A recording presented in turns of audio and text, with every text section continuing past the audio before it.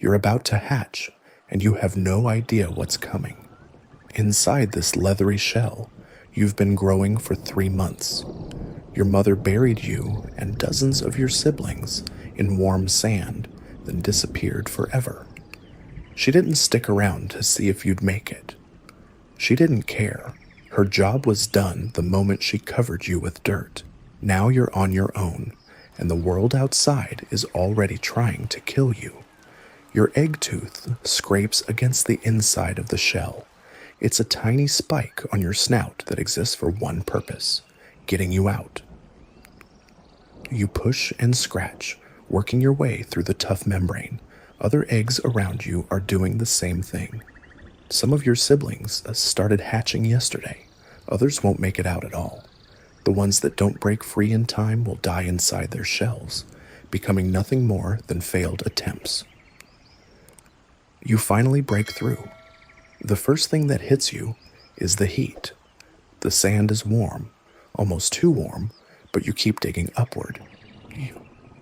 Your tiny claws scrape against the grains as you push toward the surface. It's exhausting work for something that just entered the world. You don't know how far up you need to go. You just know you have to keep moving, or you'll suffocate down here. Light filters through the sand above you. You're getting close. One more push, and your head breaks through the surface. You gulp your first breath of real air.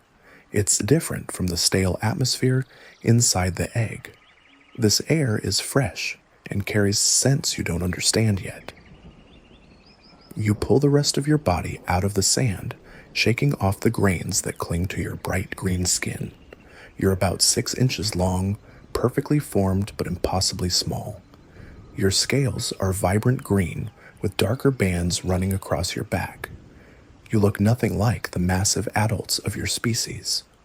Right now, you're just a tiny lizard with oversized eyes and a long tail that makes up more than half your body length. You weigh less than a mouse, and you're about as defensile as one, too. The beach stretches in every direction. Palm trees sway overhead, and you can hear the ocean in the distance. This is Costa Rica, and you've just been born into one of the most dangerous places on Earth for a baby iguana. Everything here wants to eat you: birds, snakes, crabs, other lizards. Even some of the plants are threats. You don't know this yet, but you're about to learn it the hard way.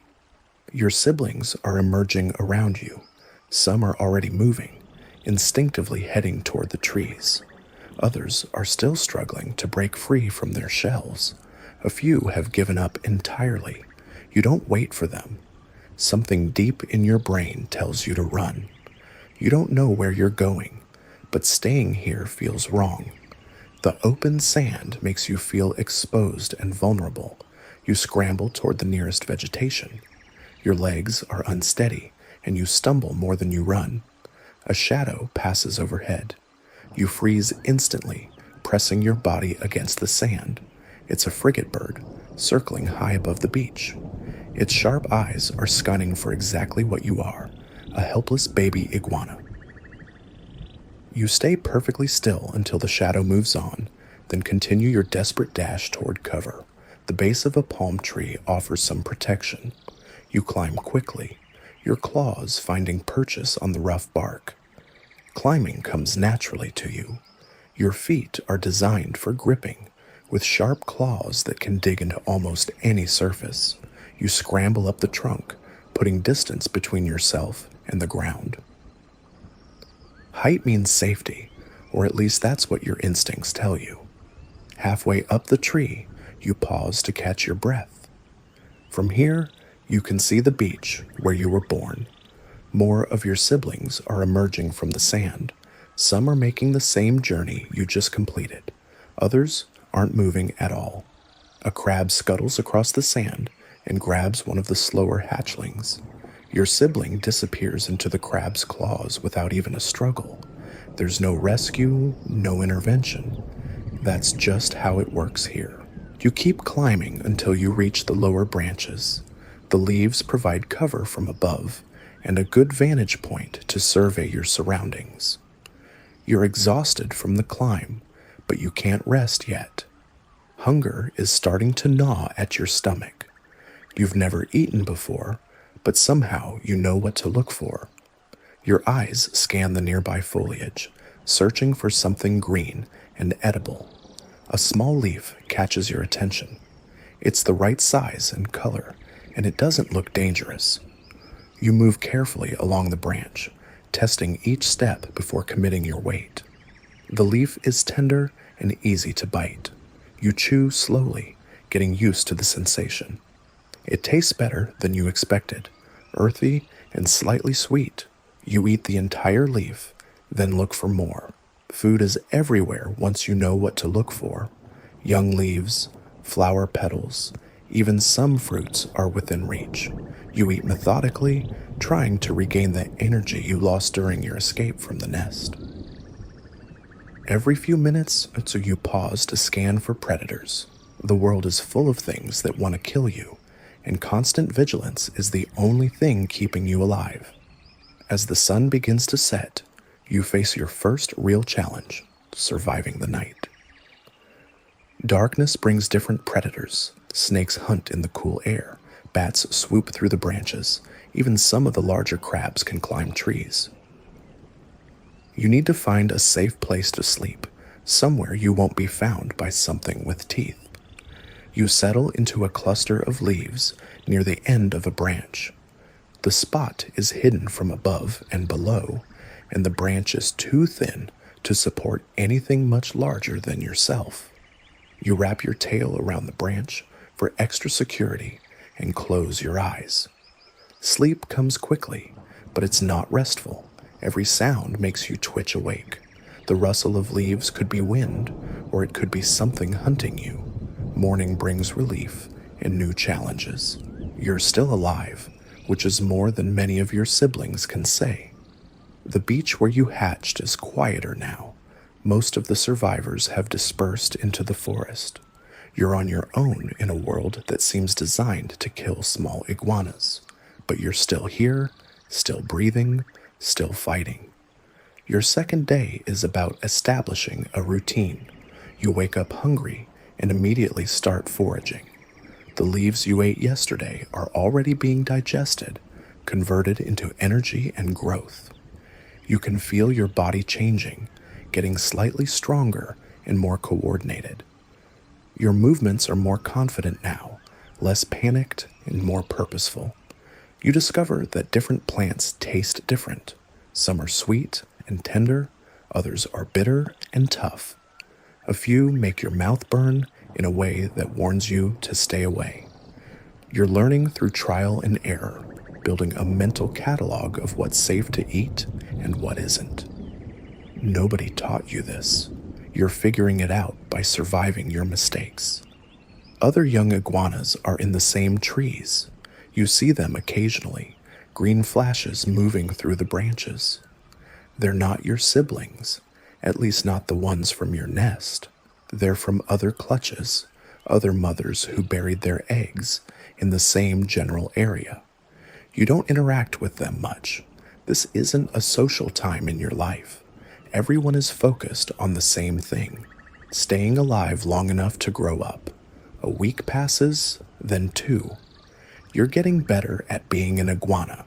Your reflexes are sharper, your climbing skills more refined. You've learned to recognize the calls of different birds and can tell which ones are dangerous. You know which branches will support your weight and which ones will break. You're becoming a competent survivor, but you're still incredibly vulnerable. Your bright green coloration, perfect for hiding among leaves, makes you stand out against bark and rocks. Your size means you can't fight off anything larger than an insect. Your speed is your main defense, and even that has limits. You can only run so fast and climb so high before exhaustion sets in. One morning, you wake up to find a snake in your tree. It's not huge, maybe 3 feet long, but it's more than big enough to swallow you whole. The snake moves slowly, methodically, testing each branch with its tongue. It knows you're here somewhere.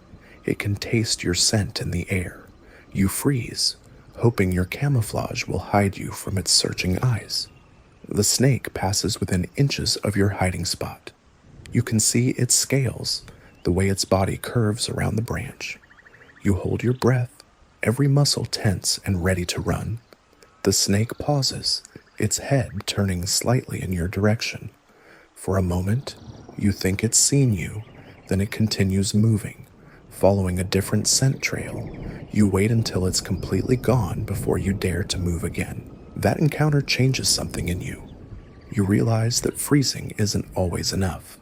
Sometimes you need to be proactive about avoiding danger. You start paying more attention to your surroundings, looking for escape routes before you need them. You practice quick movements, short bursts of speed that could save your life if a predator gets too close. Your diet is expanding as you grow. You're still eating mostly leaves and flowers, but now you can handle tougher vegetation. Your jaw muscles are getting stronger, and your digestive system is learning to process different types of plant matter. You're becoming a more efficient eating machine, which is good because you need a lot of fuel to keep growing. Growth is your primary goal now. Every day you survive is a day you get bigger and stronger. Size means safety in the iguana world. The larger you become, the fewer predators can threaten you. A 6-inch hatchling is prey for almost everything. A 2-foot juvenile is much harder to catch and kill. Your genetics are programmed for rapid growth, but only if you can stay alive long enough to let them work. The wet season arrives with dramatic thunderstorms that shake the trees and flood the forest floor. Rain is both a blessing and a curse. It brings fresh water, which you need to survive, but it also makes everything slippery and dangerous. Wet branches are harder to grip. Wet leaves provide less stable footing.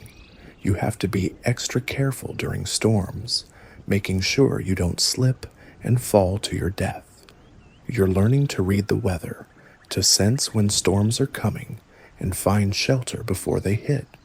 Palm fronds make good temporary roofs. Dense clusters of leaves can keep you relatively dry. You're becoming more skilled at finding and using the resources around you. Every day is a lesson in survival, and failure means death. 3 months after hatching, you're noticeably larger. Your body has doubled in length, and your weight has increased dramatically. You're still small by adult standards, but you're no longer the helpless hatchling you once were. Some of the smaller predators that once threatened you now think twice before attacking. You're entering a new phase of your life, one where you're less prey and more competitor. But the forest is about to test you in ways you haven't experienced yet. Larger predators are taking notice of your growing size. Hawks that ignored you when you were tiny now see you as a worthwhile meal. Snakes that couldn't swallow you before are starting to show interest. You're caught in that dangerous middle ground where you're too big for some predators, but still small enough for others. The real challenge is just beginning. You've survived the most dangerous period of your life, but now you need to navigate the complex world of juvenile iguanas.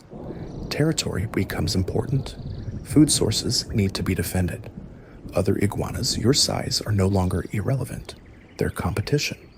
The rules of survival are changing, and you need to adapt quickly or risk everything you've worked so hard to achieve. Your growth spurt brings new problems. The branch you've been sleeping on for weeks suddenly feels too small. Your claws scrape against bark that used to provide easy grip. You need more space, more food, and more territory. The comfortable routine you've built is falling apart because your body is changing faster than your world can accommodate. Other young iguanas are having the same problem. The trees that seemed spacious when you were all tiny hatchlings now feel crowded. You encounter others more frequently, and these meetings aren't always peaceful. A juvenile about your size appears on a branch you've been using as a feeding spot. Neither of you backs down immediately.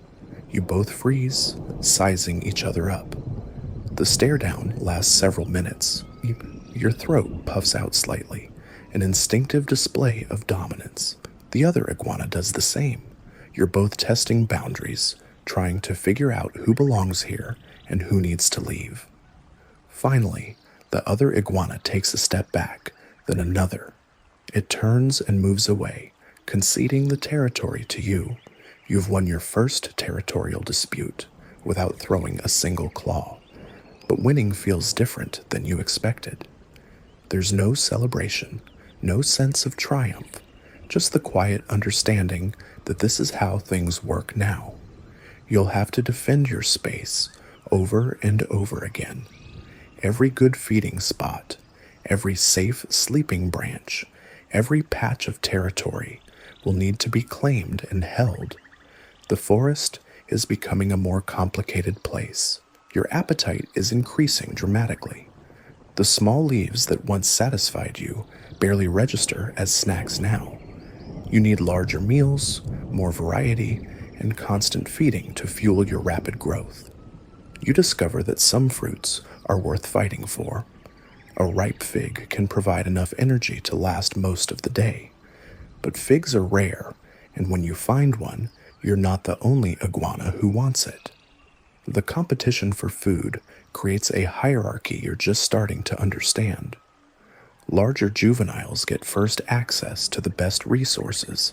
Smaller ones wait their turn or go hungry. You're somewhere in the middle, big enough to claim some prizes, but not large enough to dominate every encounter. You learn to pick your battles, fighting for food when you can win and retreating when you can't. A larger juvenile, maybe 4 months older than you, demonstrates exactly how this hierarchy works. You're reaching for a cluster of tender leaves when it appears on the same branch. This iguana is noticeably bigger, with more developed head scales and a more muscular build. It doesn't threaten you directly. It just positions itself between you and the food, making its claim clear through body language alone. You consider challenging it, your muscles tense, ready to fight. But something in the way it moves, the confidence in its posture, tells you this is a battle you'll lose. You step back, letting it take the food. The larger iguana eats methodically, taking its time. When it's finished, it moves on without acknowledging you.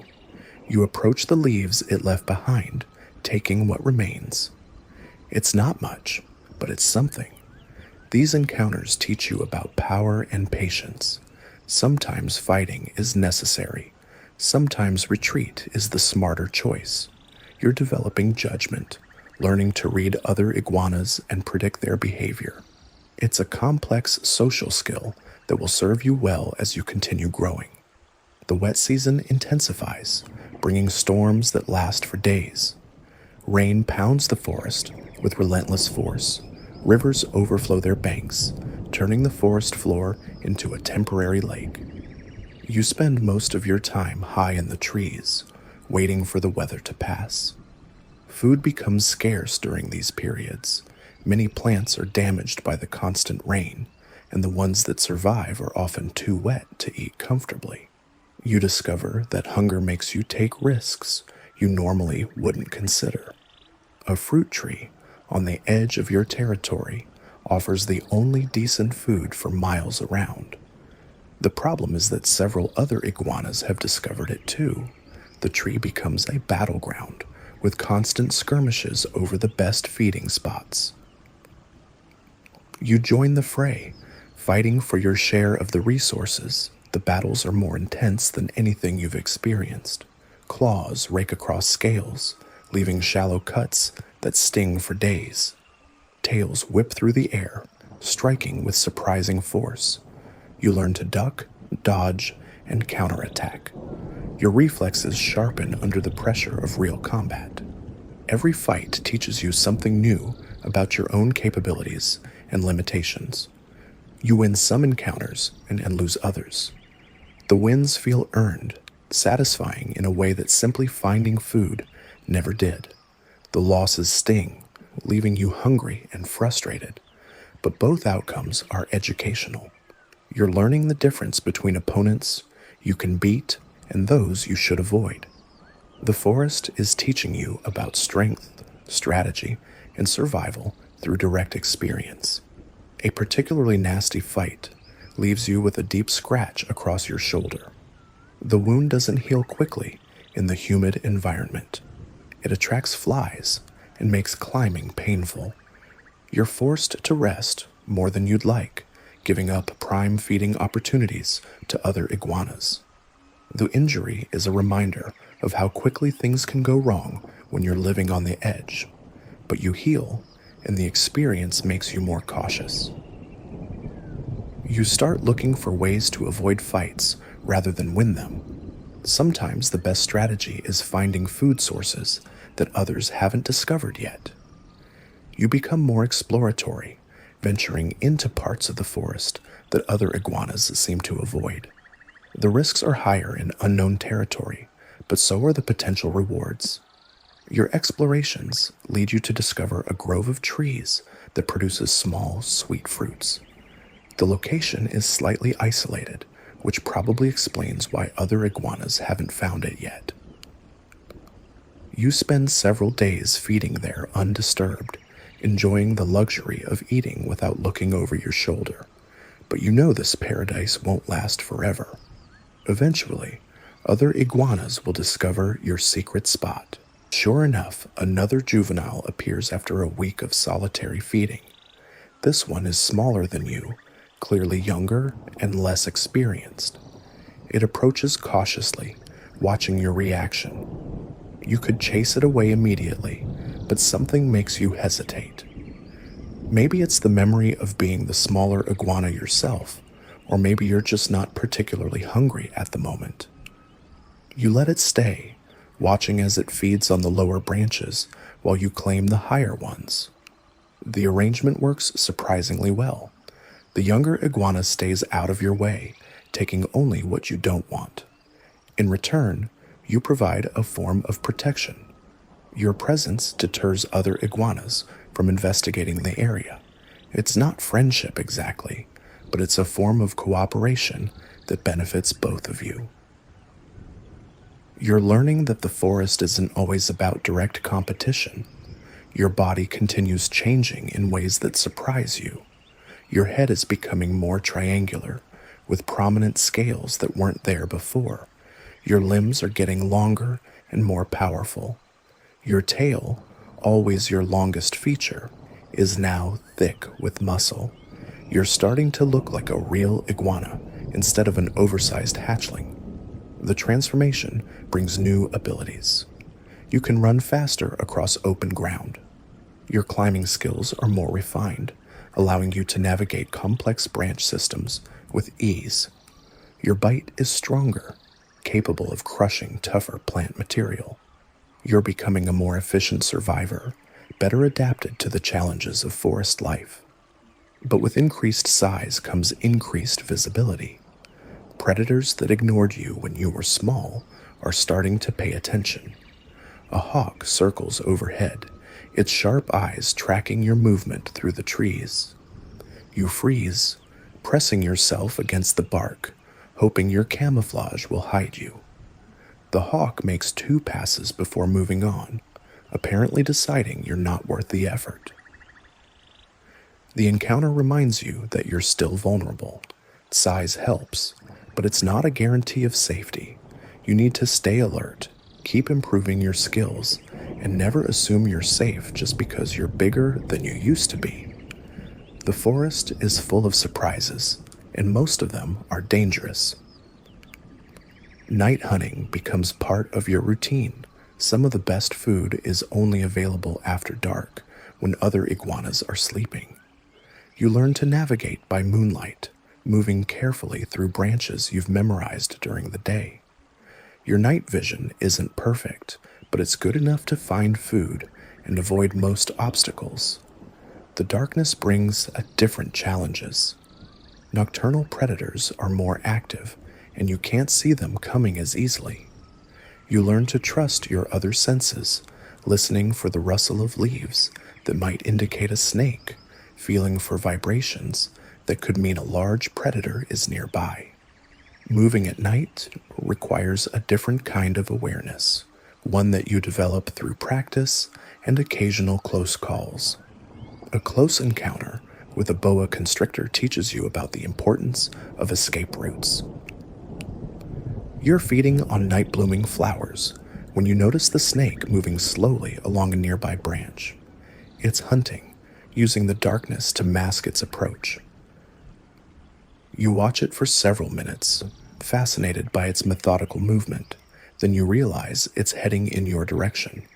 The snake is massive, easily 12 feet long and thick as your arm. It moves with patient confidence, testing each branch before committing its weight.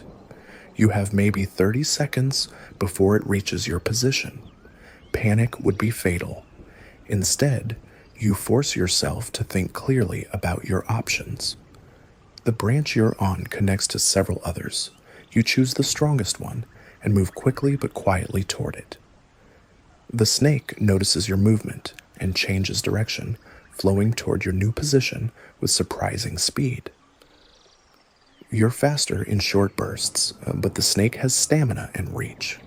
You leap to another branch, then another, putting distance between yourself and the predator.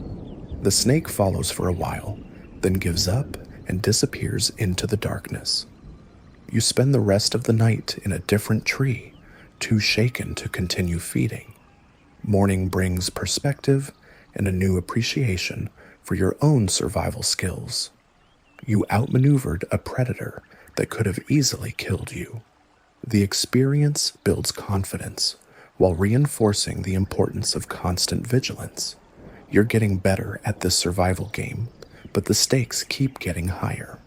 Your territory is expanding as you grow. What started as a single tree has become a network of feeding and sleeping sites spread across several acres.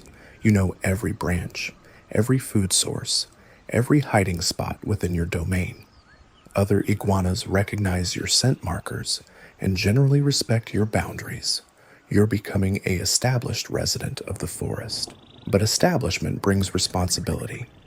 Younger iguanas occasionally wander into your territory, looking for food or shelter.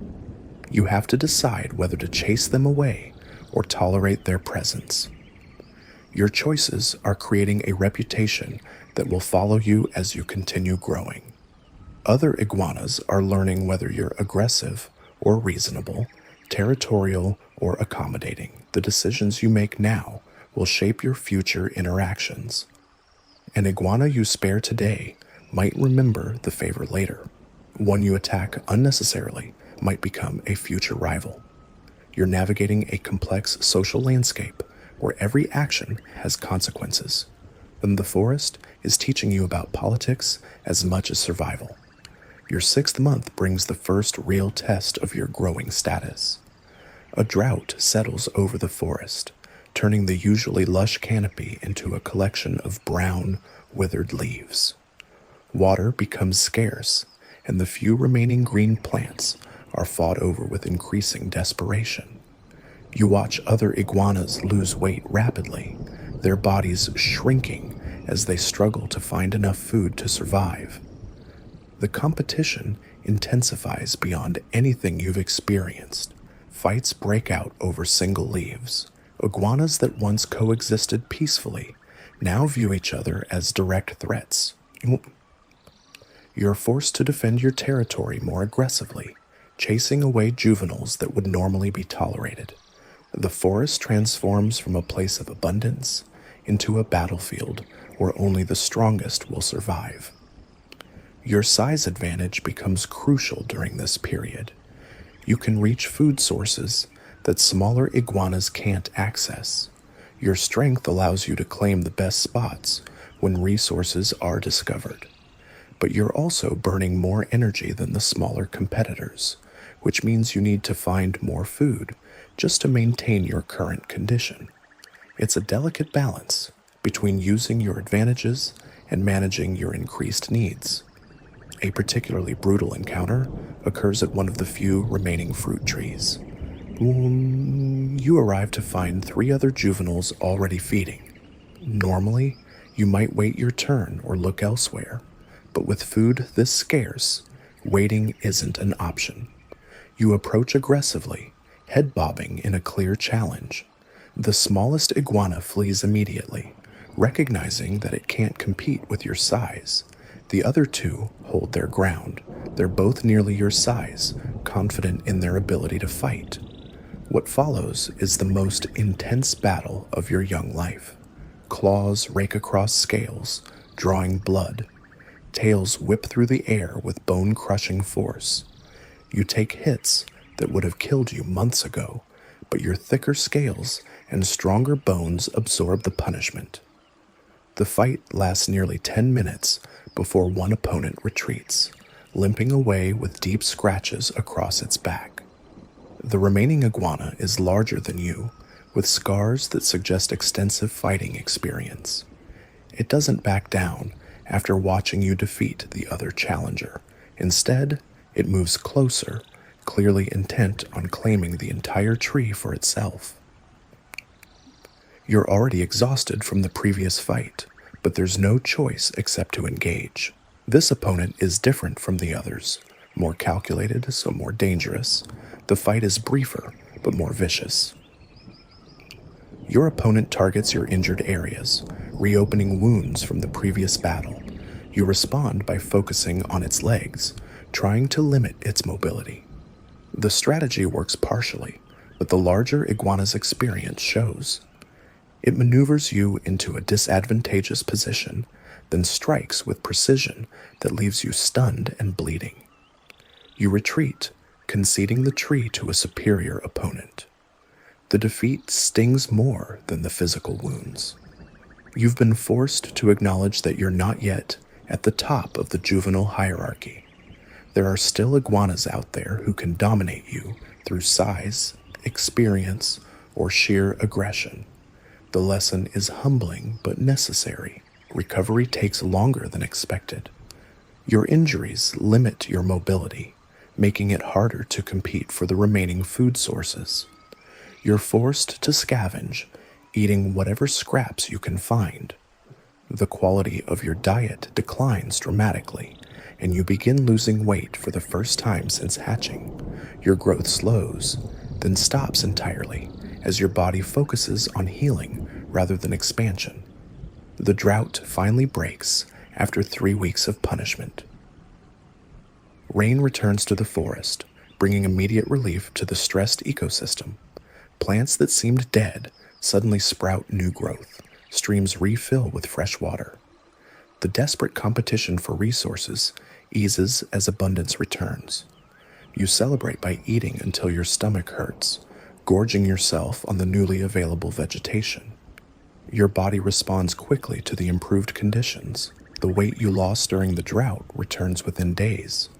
Your growth resumes, accelerated by the sudden abundance of high-quality food. You feel stronger and more energetic than ever before. The hardship has taught you valuable lessons about resource management and the importance of building reserves during good times. But the drought has also changed the social dynamics of your area. Some iguanas didn't survive the harsh conditions. Others have been weakened to the point where they're no longer competitive. The hierarchy has shifted, creating new opportunities for those who emerged from the crisis in good condition. You're positioned to take advantage of these changes. Your territory expands significantly in the weeks following the drought. Spaces that were once occupied by other iguanas are now available. You claim several prime feeding areas that were previously beyond your reach. The increased territory requires more energy to patrol and defend, but the additional resources more than compensate for the effort. A new challenge emerges as you establish your expanded domain. Adult iguanas, who have largely ignored you throughout your juvenile period, begin taking notice of your growing size and territory. An adult female wanders through your feeding area, clearly testing your reaction. She's 3 times your size, with the massive head and powerful build of a fully mature iguana. You're caught between conflicting instincts. Your territorial drive demands that you challenge any intruder, regardless of size, but your survival instincts recognize that fighting an adult would be suicide.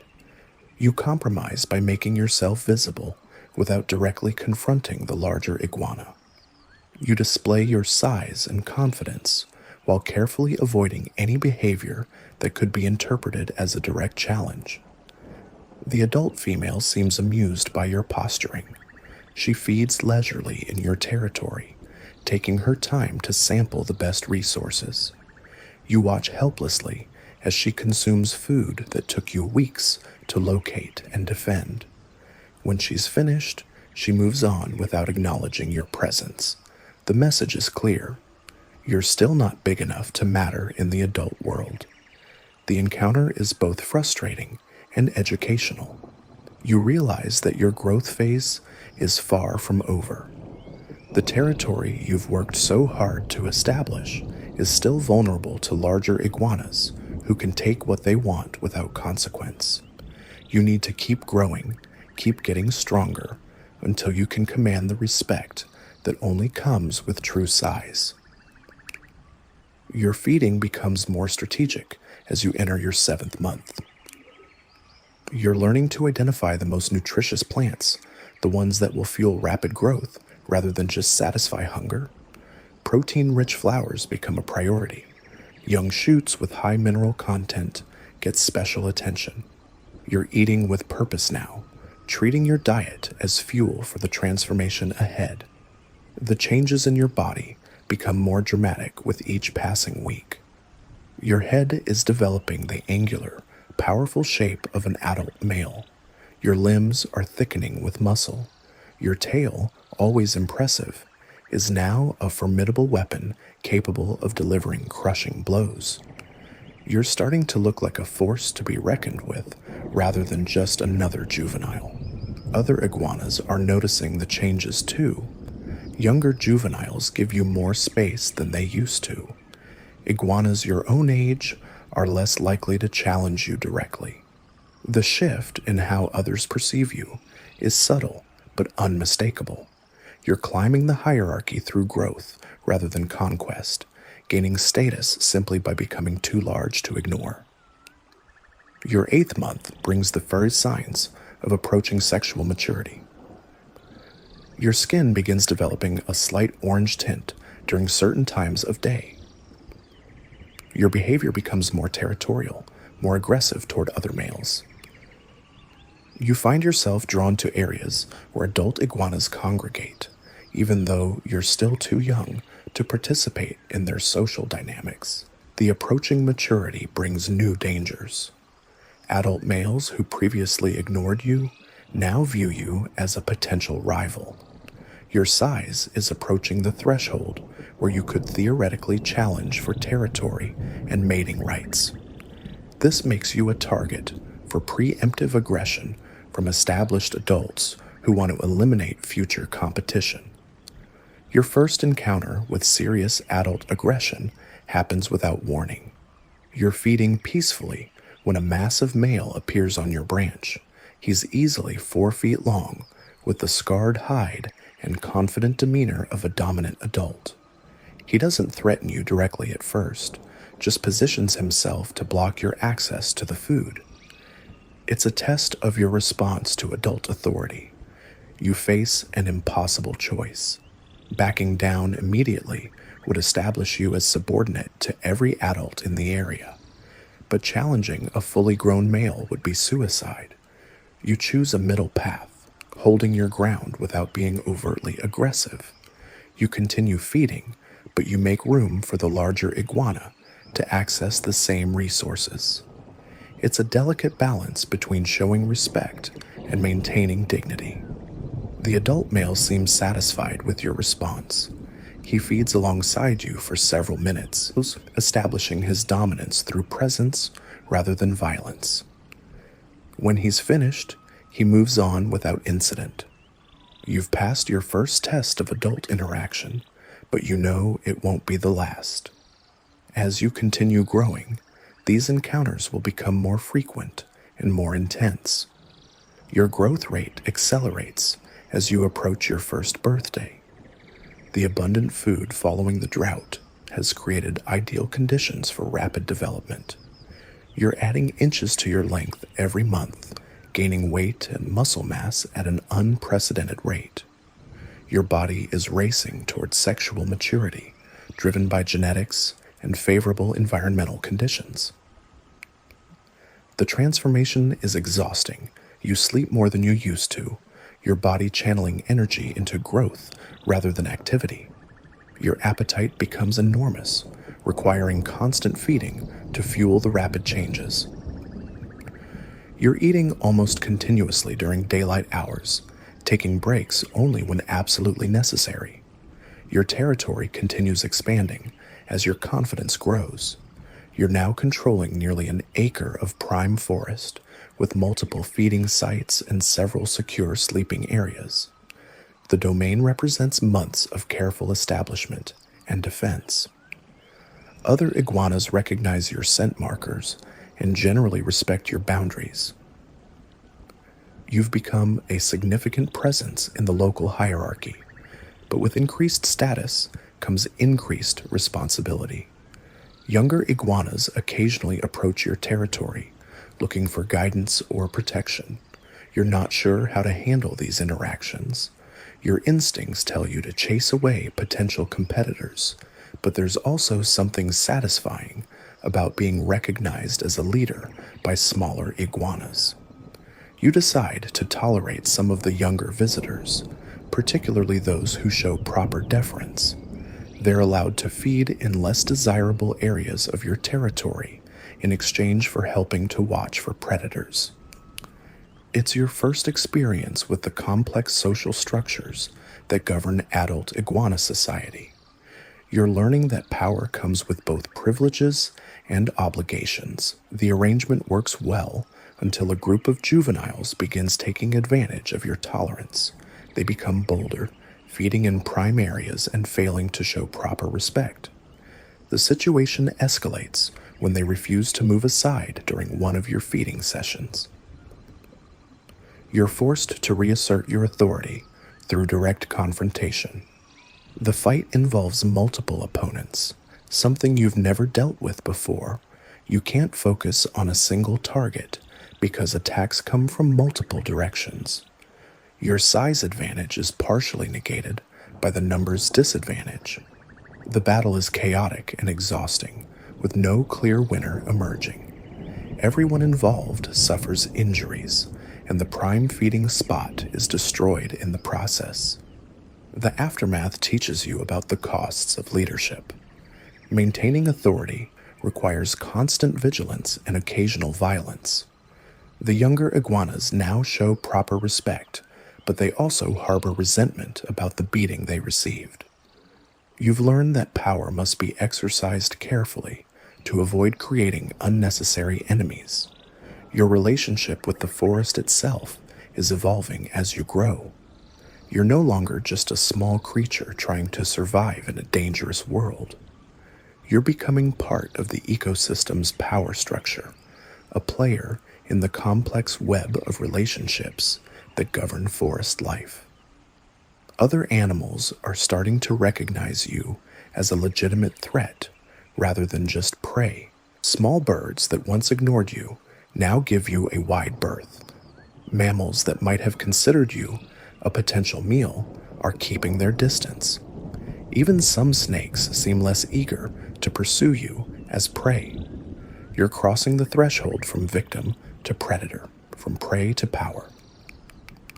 The transformation is as psychological as it is physical. Your first year of life is drawing to a close, and you're no longer the helpless hatchling that emerged from the sand 12 months ago. You've survived predators, disease, starvation, and countless fights. You've learned to navigate the complex social hierarchies of iguana society. Most importantly, you've grown from a 6-inch baby into a formidable juvenile approaching sexual maturity. The forest that once seemed impossibly large and dangerous now feels like home.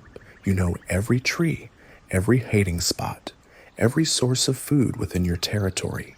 You've established relationships with other iguanas, some friendly, others hostile, all based on mutual respect for size and capability. You're no longer just surviving, you're thriving. But the challenges ahead are different from those you've already faced. Sexual maturity will bring new instincts, new behaviors, and new dangers. Adult males will view you as a direct threat to their reproductive success. Females will become both an opportunity and a source of deadly competition. The rules of survival are about to change dramatically. Your body continues its rapid transformation as you approach this crucial milestone. Your skin is developing the bright orange coloration that signals sexual maturity in male iguanas. Your head is becoming more massive, with prominent scales that make you look increasingly formidable. Your overall size is approaching the minimum threshold for adult status. The changes are happening faster than you can adapt to them. You're constantly discovering new capabilities as your body develops. Your bite force has increased dramatically. Your tail strikes are now powerful enough to break bones. Your climbing speed and agility have improved despite your increased size. You're becoming a more effective predator and a more dangerous opponent. Other iguanas are reacting to your transformation with a mixture of respect and concern. Younger juveniles now treat you with the deference usually reserved for adults. Iguanas your own age are more cautious about challenging you. Even some smaller adults are showing signs of wariness when you encounter them. The respect feels good, but it also comes with isolation. You're no longer part of the juvenile community that sustained you through your early months. You're not yet accepted into adult society either. You're caught between worlds, too big to be ignored but not quite large enough to demand full adult recognition. This transitional period is both exciting and dangerous. You have more power than ever before, but you're also facing the most serious challenges of your life. The next few months will determine whether you successfully transition to adulthood or fall victim to the intense competition that governs the adult world. Your second year of life is about to begin, and with it, an entirely new chapter in your survival story. The forest is the same, but your role in it is changing rapidly. You're no longer just trying to survive. You're preparing to compete for the right to reproduce and pass on your genes to the next generation. The stakes have never been higher, and the challenges ahead will test everything you've learned during your first year of life. But you're ready for them. You've proven your ability to survive, adapt, and thrive in one of the world's most challenging environments. Now it's time to prove you can do more than just survive. You're becoming something new, something powerful, but the transformation isn't gentle. Your second year starts with changes that feel like your body is rebelling against itself. Your skin itches constantly as new scales push through the old ones. Your bones ache as they stretch and thicken. Your muscles cramp as they pack on mass at an alarming rate. Sleep becomes restless, interrupted by the discomfort of rapid growth. The orange coloration spreading across your skin isn't subtle. It starts as faint patches on your throat and shoulders, then deepens into brilliant streaks that catch the morning sunlight. Other iguanas notice immediately. The bright colors are a declaration that you're no longer a juvenile, whether you're ready for adult responsibilities or not. There's no hiding what you're becoming. Your appetite becomes absolutely ridiculous. You're eating twice as much as you did just months ago, and it's still not enough. Your body is burning through calories at an incredible rate, converting everything into muscle, bone, and reproductive organs. You spend most of your waking hours feeding, moving from tree to tree like a green eating machine. The constant hunger drives you to take risks. you normally wouldn't consider. You venture into territories controlled by larger iguanas, desperate for the high-quality food your growing body demands. A particularly lush fig tree becomes an obsession. The fruit is perfect, ripe, sweet, and loaded with the nutrients you need. The problem is that it's deep in the territory of an adult male who's made it clear that trespassers aren't welcome. You know you shouldn't risk it, but the hunger is overwhelming. You approach the tree at dawn, hoping to feed before the territory owner wakes up. The figs are even better than they looked from a distance, plump and bursting with juice. You eat quickly, trying to consume as much as possible before discovery. The fruit tastes incredible, and for a few minutes, you forget about the danger. That's when you hear the branch creak behind you. The adult male is massive, easily twice your size, with scars across his face that tell stories of countless battles. His orange coloration is deep and vibrant, marking him as a fully mature breeder in his prime. He doesn't rush to attack. Instead, he moves slowly, deliberately, letting you see exactly what you're dealing with. His message is clear. You've made a serious mistake. You could run, but something stops you. Maybe it's pride. Maybe it's the testosterone flooding your system, or maybe you're just tired of backing down from every challenge. You hold your ground, puffing out your throat in a display of defiance that probably looks ridiculous given the size difference. The adult male pauses, seemingly surprised that you're not fleeing immediately. What follows isn't really a fight. It's more like a lesson in the realities of adult life. The larger iguana moves with practiced efficiency, using his size and experience to pin you against the tree trunk. His claws rake across your sides, not deep enough to cause serious damage, but painful enough to make his point. You struggle desperately, but it's like fighting a boulder. Every move you make is anticipated and countered. The beating lasts maybe 30 seconds, though it feels like hours. When it's over, you're battered, bleeding, and thoroughly humiliated. The adult male releases you and steps back, watching as you stumble away from his territory. He doesn't pursue or continue the attack. The message has been delivered, and he's confident you've received it. You're not ready for adult competition yet, and everyone knows it. Recovery takes days. Your wounds heal slowly, leaving you stiff and sore. The physical pain is nothing compared to the psychological damage. You've been reminded that size alone isn't enough to succeed in the adult world. Experience, technique, and sheer aggression matter just as much. You're learning that growing up means more than just getting bigger. The encounter changes your approach to territory and food competition. You become more cautious, more strategic about when and where you challenge other iguanas. Direct confrontation isn't always the answer. Sometimes patience and cunning work better than brute force. You start looking for opportunities that don't require fighting superior opponents. Your expanding territory helps with this new strategy. Instead of invading established domains, you focus on claiming unclaimed spaces and marginal areas that other iguanas have overlooked. It's harder work, requiring more exploration and risk-taking, but it's also safer. You're building your own empire rather than trying to steal someone else's. The approach pays off when you discover a section of forest that's been abandoned after a recent storm. Several large trees have fallen, creating a tangle of branches and new growth that's perfect for iguanas, but difficult to access. Most adults are too large to navigate the maze of debris effectively. Your size gives you an advantage here, big enough to claim territory, small enough to exploit resources that others can't reach.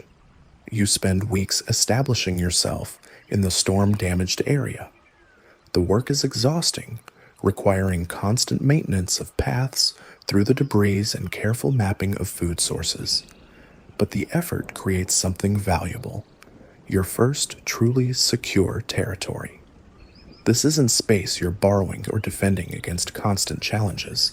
This is yours by right of discovery and development. Other iguanas begin to take notice of your success. Younger juveniles start appearing at the edges of your territory, attracted by the abundance of resources and the relative safety you've created. You're faced with decisions about whether to share or hoard, whether to be a tyrant or a leader. The choices you make will shape your reputation for years to come. You decide to be selective about who you allow into your domain. Iguanas who show proper respect and contribute to the community's safety are welcome. Those who try to take without giving are driven off immediately. It's a delicate balance, but it works. You're creating a small society with yourself at the center, learning the skills you'll need to compete in the adult world. Your growth continues throughout this period, but it's starting to slow down. Your body is approaching its adult size, and the rapid changes of early development are giving way to the slower refinements of maturity. Your coloration is becoming more stable, your proportions more adult-like. You're starting to look like what you'll be for the rest of your life. The approaching sexual maturity brings new instincts that sometimes conflict with your survival training. You find yourself drawn to areas where females might be present, even when logic tells you it's dangerous. Your territorial behavior becomes more intense, with challenges that once seemed manageable now triggering violent responses.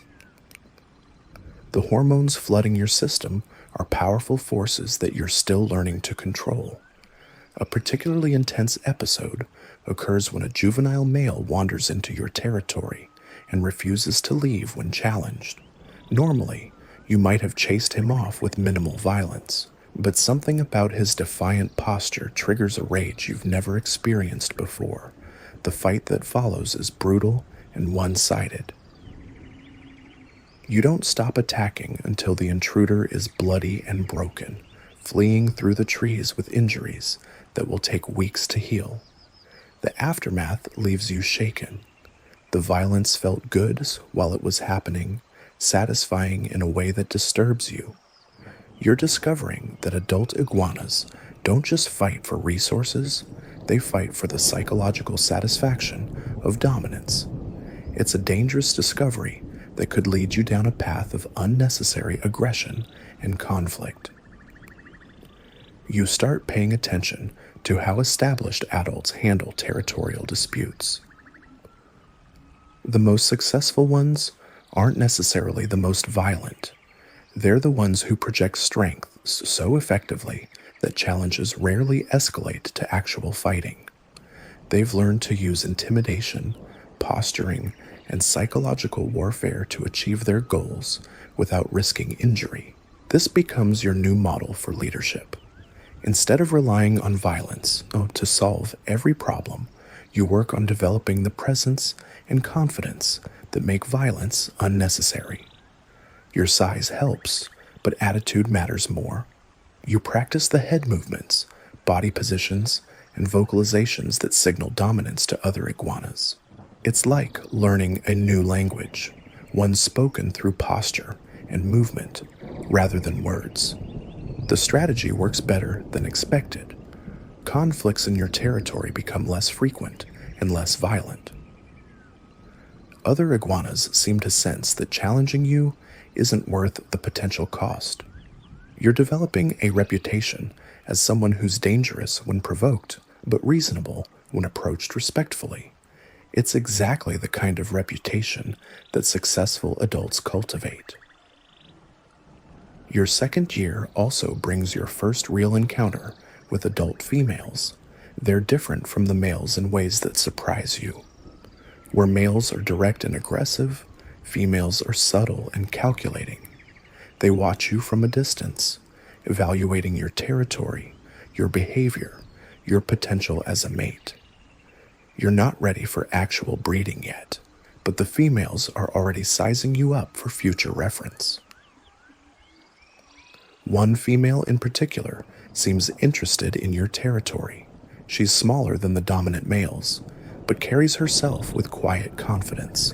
She appears at the edges of your domain regularly, always watching, never approaching directly.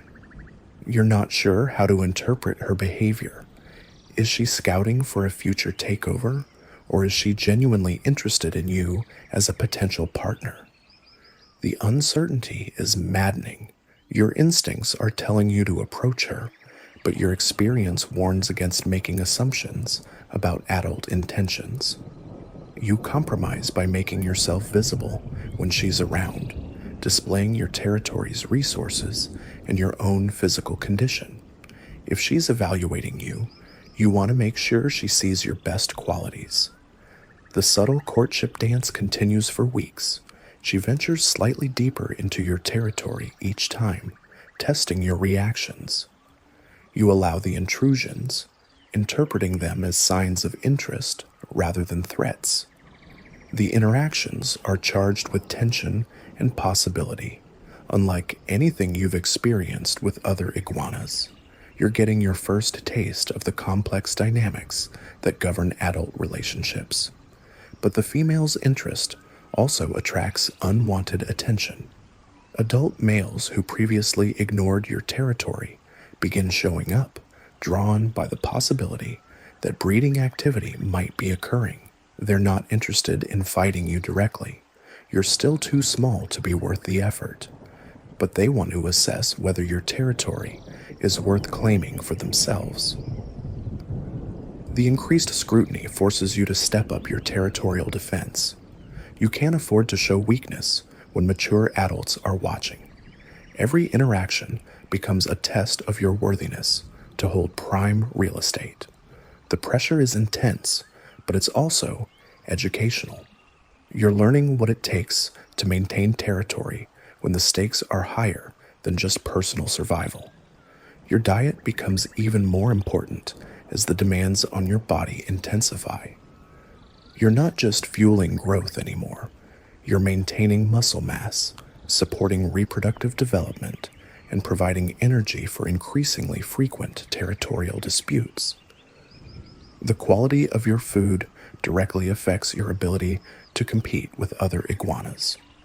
You become obsessed with finding the most nutritious plants in your territory. Certain flowers provide protein that helps build muscle.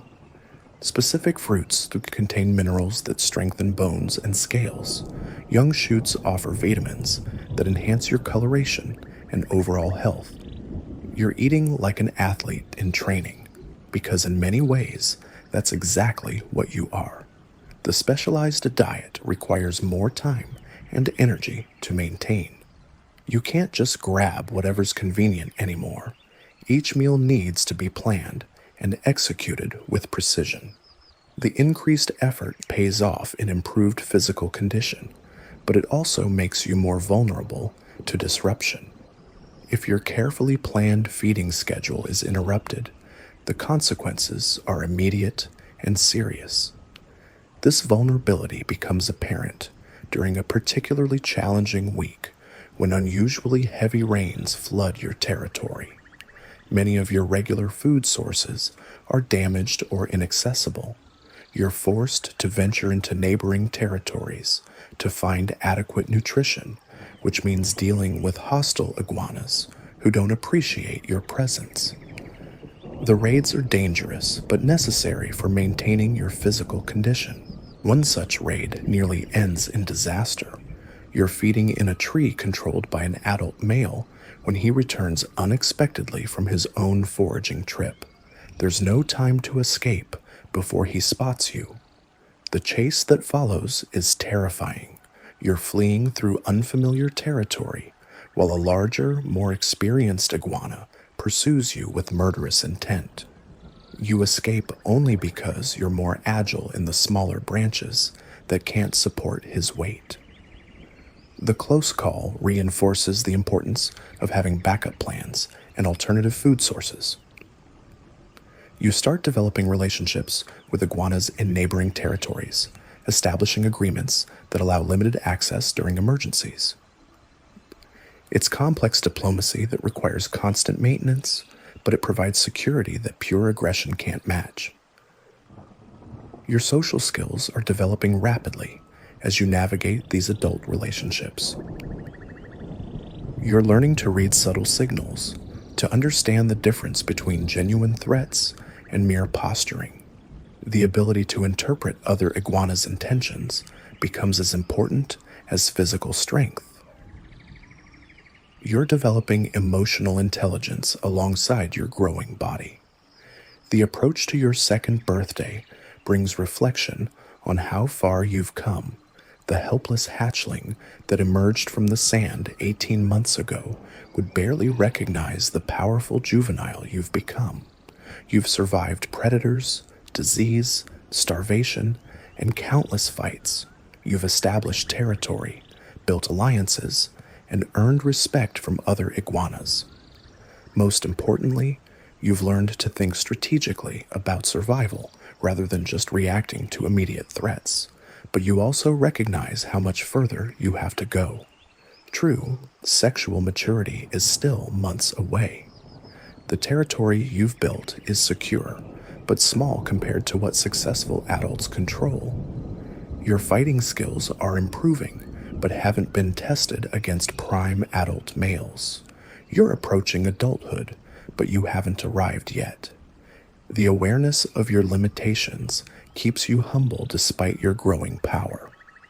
You continue learning from every interaction, studying the behavior of successful adults, and refining your own techniques.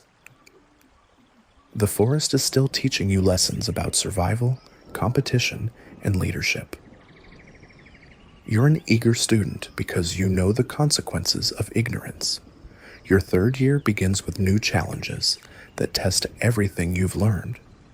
The territory you've carefully built is starting to attract serious attention from adult males looking to expand their own domains. Your success has made you a target for iguanas who see opportunity in claiming what you've created. The raids become more frequent and more aggressive. You're forced to fight more often than you'd like, defending resources that took months to develop. The battles are exhausting and dangerous, but they're also educational. Each fight teaches you something new about strategy, timing, and the psychology of combat. You're becoming a more experienced fighter through necessity rather than choice. Your relationship with the female who's been observing your territory evolves during this period. She begins approaching more directly, entering your domain and feeding alongside you. The interactions are still tentative, but they're clearly moving towards something more significant. You're both testing boundaries, exploring the possibility of a partnership that could benefit both parties. The developing relationship complicates your territorial defense. You're now protecting not just your own interests, but also those of a potential mate. The responsibility feels heavier, more significant than anything you've experienced before. You're beginning to understand why adult males fight so fiercely for their territories and mates, but you're also discovering the advantages of having an ally. The female is experienced in ways you're not, with knowledge of food sources and territorial boundaries that extends beyond your own domain. She shares information that helps you make better decisions about where to expand and which fights to avoid. Partnership, your learning, can be as valuable as individual strength. Your body continues its transformation toward full adulthood. The changes are subtle now but significant. Increased bone density, refined muscle definition, stabilized coloration. You're approaching the physical peak that will define your adult capabilities. Every month it brings you closer to the size and strength you'll carry for the rest of your life. The approaching maturity brings new confidence, but also new awareness of mortality. You're beginning to understand that adult life isn't just about surviving, it's about making the most of limited time. The years ahead will be about reproduction, territory defense, and passing on your genes to the next generation. The playful exploration of youth is giving way to the serious business of adulthood. Your third year is setting the stage for everything that follows: the alliances you're building, the skills you're developing, and the reputation you're establishing will determine your success as an adult. You're no longer just trying to survive until tomorrow. You're building a foundation for decades of life in the forest. The challenges ahead are different from those you've already faced, but you're ready for them. You've proven your ability to adapt, to learn, and to thrive in a dangerous world. The forest has been your teacher, your enemy, and your home. Now it's time to claim your place in it as a fully mature iguana, ready to compete for the ultimate prize, the chance to pass your hard-won survival skills to the next generation. But first, you have to survive the transition from powerful juvenile to adult competitor. The final months before sexual maturity will be the most dangerous of your life, testing everything you've learned and everything you've become. The forest is about to demand proof that you're truly ready for adulthood. The proof comes sooner than expected. Your third year brings the arrival of a massive adult male who's decided your territory looks appealing. He doesn't sneak around or test boundaries like the younger iguanas you're used to dealing with. He simply appears one morning, positioned in the center of your best feeding area, making it clear that he's not asking permission. This isn't a raid or a brief incursion. This is a takeover attempt. You watch him from a distance, studying his movements and assessing your options. He's enormous, probably 5 feet long and built like a tank. His scales are thick and scarred from years of battles. His orange coloration is so deep it's almost red, marking him as a prime breeding male in his absolute peak. Everything about him screams danger and experience. This is exactly the kind of opponent you've been avoiding since you started building your territory. But running isn't an option anymore. You've invested too much in this place to abandon it without a fight. The female who's been courting you is watching from nearby trees, clearly waiting to see how you handle this challenge. Other iguanas in the area are also paying attention. How you respond will determine your reputation for years to come. You can't afford to look weak, even against impossible odds. You approach slowly, every muscle tense and ready. Your throat puffs out in the standard challenge display, though it feels inadequate against such a massive opponent. The adult male turns to face you, his own threat display making yours look like a child's tantrum. His head bobs with practiced authority, and the sound that emerges from his throat is deeper and more intimidating than anything you've ever produced. The stare down lasts several minutes. You're both evaluating the other, looking for signs of weakness or hesitation. You force yourself to maintain eye contact, despite every instinct screaming at you to flee. The adult male seems genuinely surprised that you're not backing down immediately. He's probably used to smaller iguanas evacuating the area the moment he arrives. When the fight finally begins, it's unlike anything you've experienced. The adult male moves with terrifying speed for something so large, closing the distance between you in seconds. His first strike is a tail whip that you barely dodge, the appendage smashing into the branch where your head was a moment before. The impact sends vibrations through the entire tree, demonstrating the kind of power you're dealing with. You counter with your own tail strike, aiming for his head. He deflects it effortlessly with his forearm, then lunges forward with jaws that could crush your skull. You twist away, feeling his teeth scrape across your shoulder scales. The near miss leaves you shaken and bleeding, but it also teaches you something important. He's fast, but not fast enough to end this instantly. The battle becomes a desperate dance of attack and evasion. You can't match his strength, so you focus on speed and agility. You dart in to land quick strikes, then retreat before he can retaliate effectively. It's exhausting work, and you're taking damage with every exchange. But you're also proving that you won't be an easy victory. The adult male's initial confidence is giving way to grudging respect. Your youth becomes an advantage as the fight drags on. The massive adult is burning energy at an incredible rate, his heavy breathing audible over the sound of snapping branches. You're hurting too, but your smaller size means you're not working as hard to move around the battlefield. You start pressing your attacks more aggressively, sensing that time might be on your side. A lucky strike changes everything. The adult male overextends during a particularly vicious attack, leaving his flank exposed for a split second. You don't hesitate, driving your claws deep into the soft scales between his ribs. He roars in pain and fury, spinning to dislodge you, but the damage is done. Blood streams down his side, and his movements become noticeably less coordinated. But injured predators are often more dangerous than healthy ones. The adult male abandons any pretense of technique and launches into a berserk assault that nearly overwhelms you. His claws rake across your back, opening wounds that will scar permanently. His teeth find your tail, clamping down with bone-crushing force. For a moment, you think this is how it ends. Desperation gives you strength you didn't know you possessed. You twist violently, accepting more damage to your tail in exchange for freedom from his grip.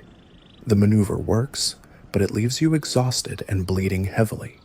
The adult male is in similar condition, swaying slightly as he prepares for what might be the final exchange. You're both operating on pure adrenaline and stubbornness now.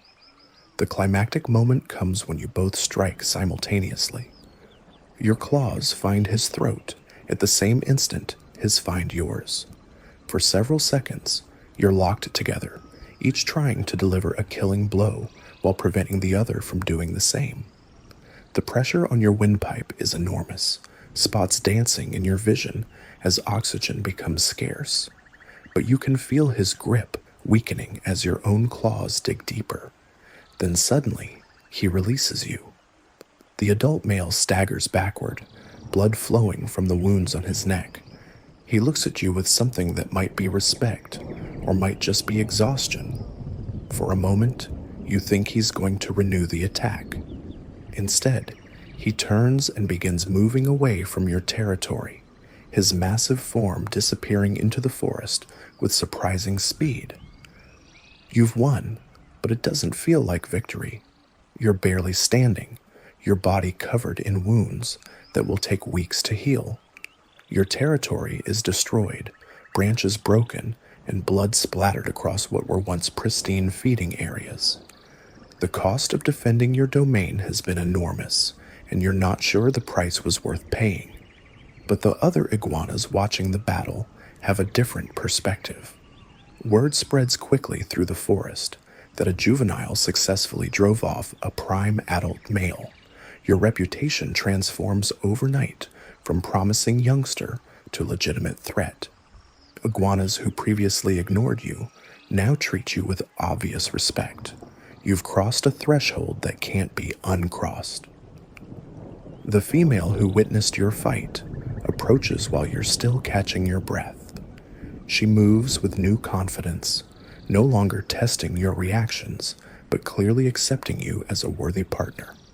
Her acceptance feels more valuable than all the territory you've defended. You're finally being recognized as an adult by another adult, marking the true beginning of your mature life. Recovery from the battle takes longer than you expect.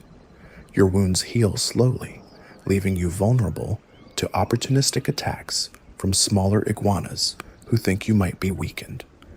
You're forced to fight several more times during your convalescence, each battle a test of whether your victory was a fluke or a genuine demonstration of capability.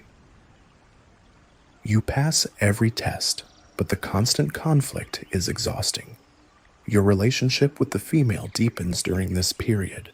She helps defend your territory while you're healing, driving off smaller intruders, and watching for larger threats.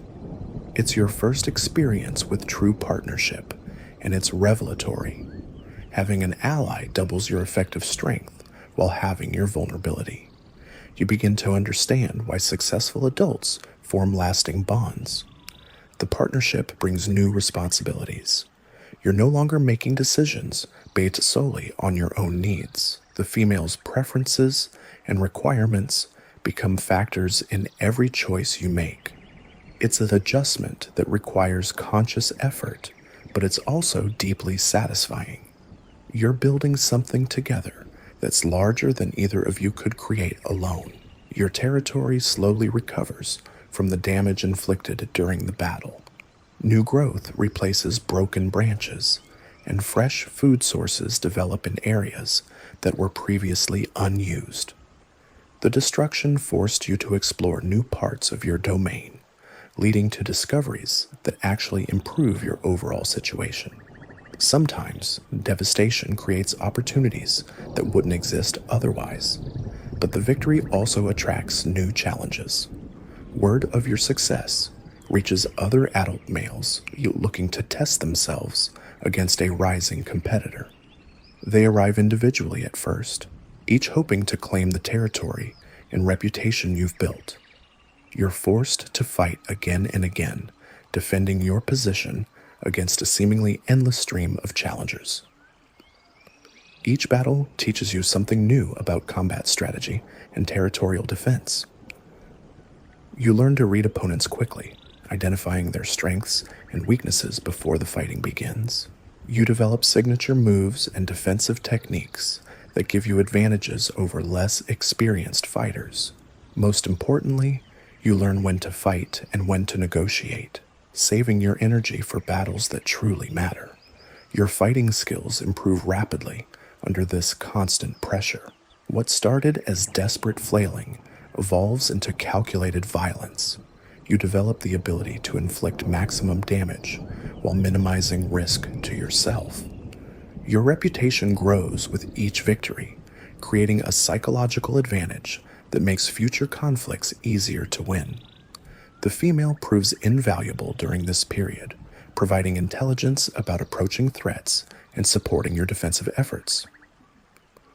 Her experience with adult politics helps you navigate situations that might otherwise lead to unnecessary conflicts. Together, you form a formidable partnership that other iguanas learn to respect and fear. Your fourth year begins with a territory that's twice the size it was when you started defending it. The constant battles have actually expanded your domain as defeated opponents abandon their own holdings to escape your influence. You're controlling resources that would have been unimaginable when you were a struggling juvenile, but the management requirements are equally expanded. Maintaining such a large territory requires constant patrols and frequent boundary enforcement. You're spending most of your time traveling between different sections of your domain, checking for intrusions and maintaining the scent markers that define your borders. It's exhausting work that leaves little time for the leisurely feeding that characterized your earlier years, but the rewards are substantial. Your expanded territory contains enough resources to support not just yourself and your mate, but potentially offspring as well. You're approaching true sexual maturity, and the prospect of reproduction is becoming a driving force in your behavior. Everything you've built has been preparation for this ultimate goal. Your body reaches its adult size during this period, topping out at just over 4 feet in length. You're not the largest iguana in the forest, but you're solidly in the upper tier of adult males. Your coloration has stabilized into the deep orange patterns that will mark you as a breeder for the rest of your life.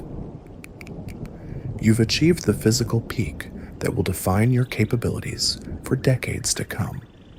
The psychological transformation is just as significant as the physical changes.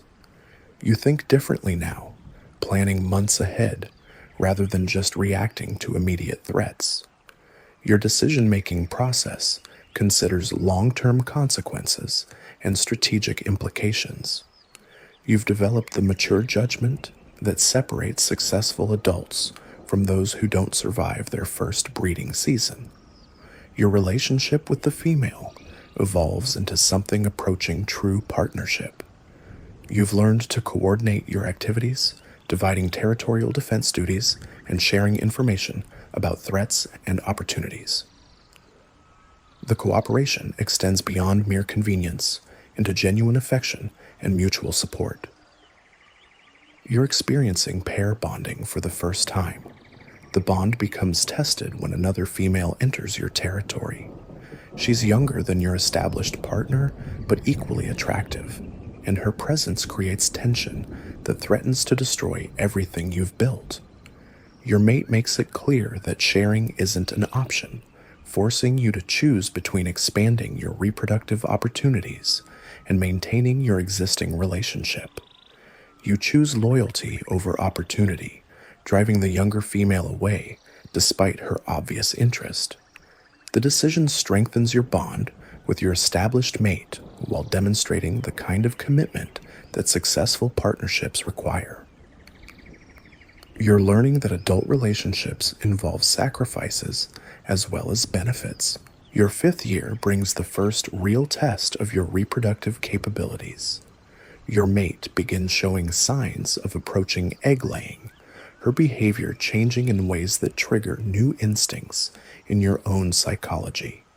The drive to protect her becomes overwhelming, transforming you into a more aggressive and territorial version of yourself than you've ever been. The nesting process is fraught with danger and complexity. Your mate needs to find the perfect spot to dig her burrow, somewhere with the right soil temperature and drainage characteristics. The search takes weeks, during which you're both vulnerable to attacks from competitors who might try to disrupt the reproduction process. You find yourself fighting more frequently and more viciously than ever before. The prospect of offspring has activated genetic programming that makes every threat seem existential. You're not just defending territory anymore, you're defending the future of your genetic line. The stakes feel higher than anything you've previously experienced. When your mate finally selects a nesting site, you become its guardian with fanatical dedication. You patrol the area constantly, driving off anything that might pose a threat to the developing eggs. Birds, mammals, reptiles, even other iguanas are met with immediate and overwhelming aggression.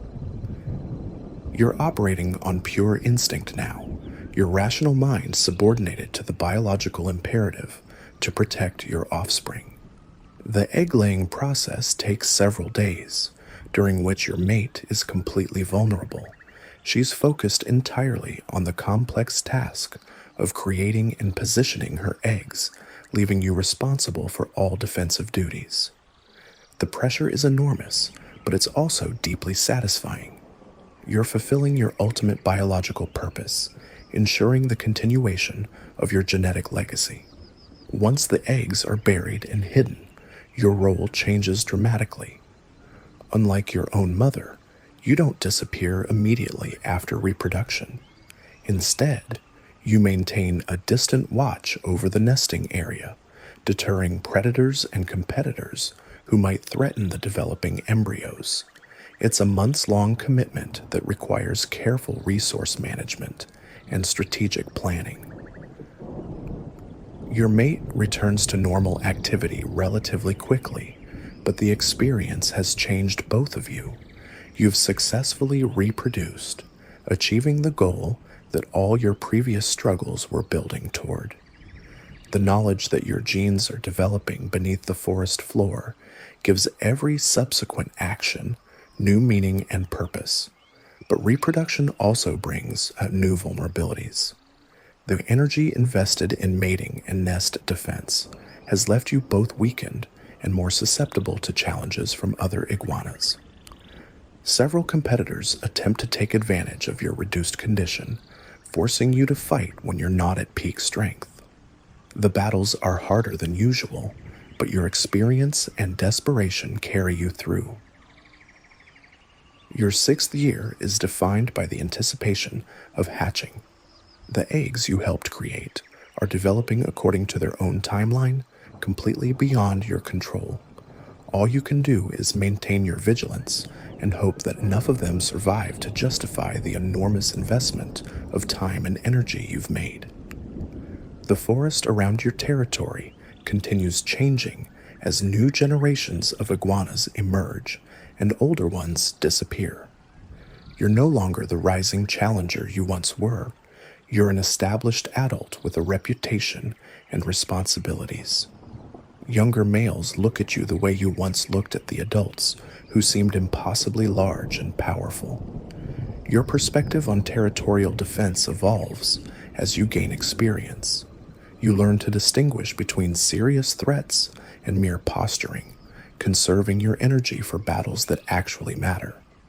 The psychological warfare becomes as important as physical combat, with reputation and intimidation often preventing conflicts before they begin.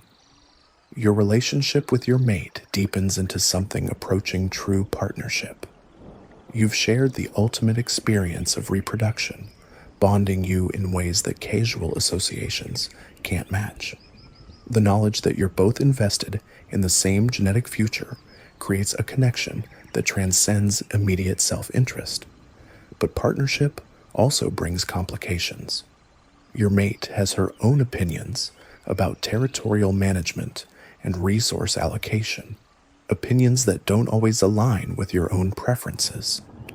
Learning to negotiate and compromise becomes essential for maintaining your relationship while still achieving your individual goals. The approaching hatching season creates new anxieties and preparations.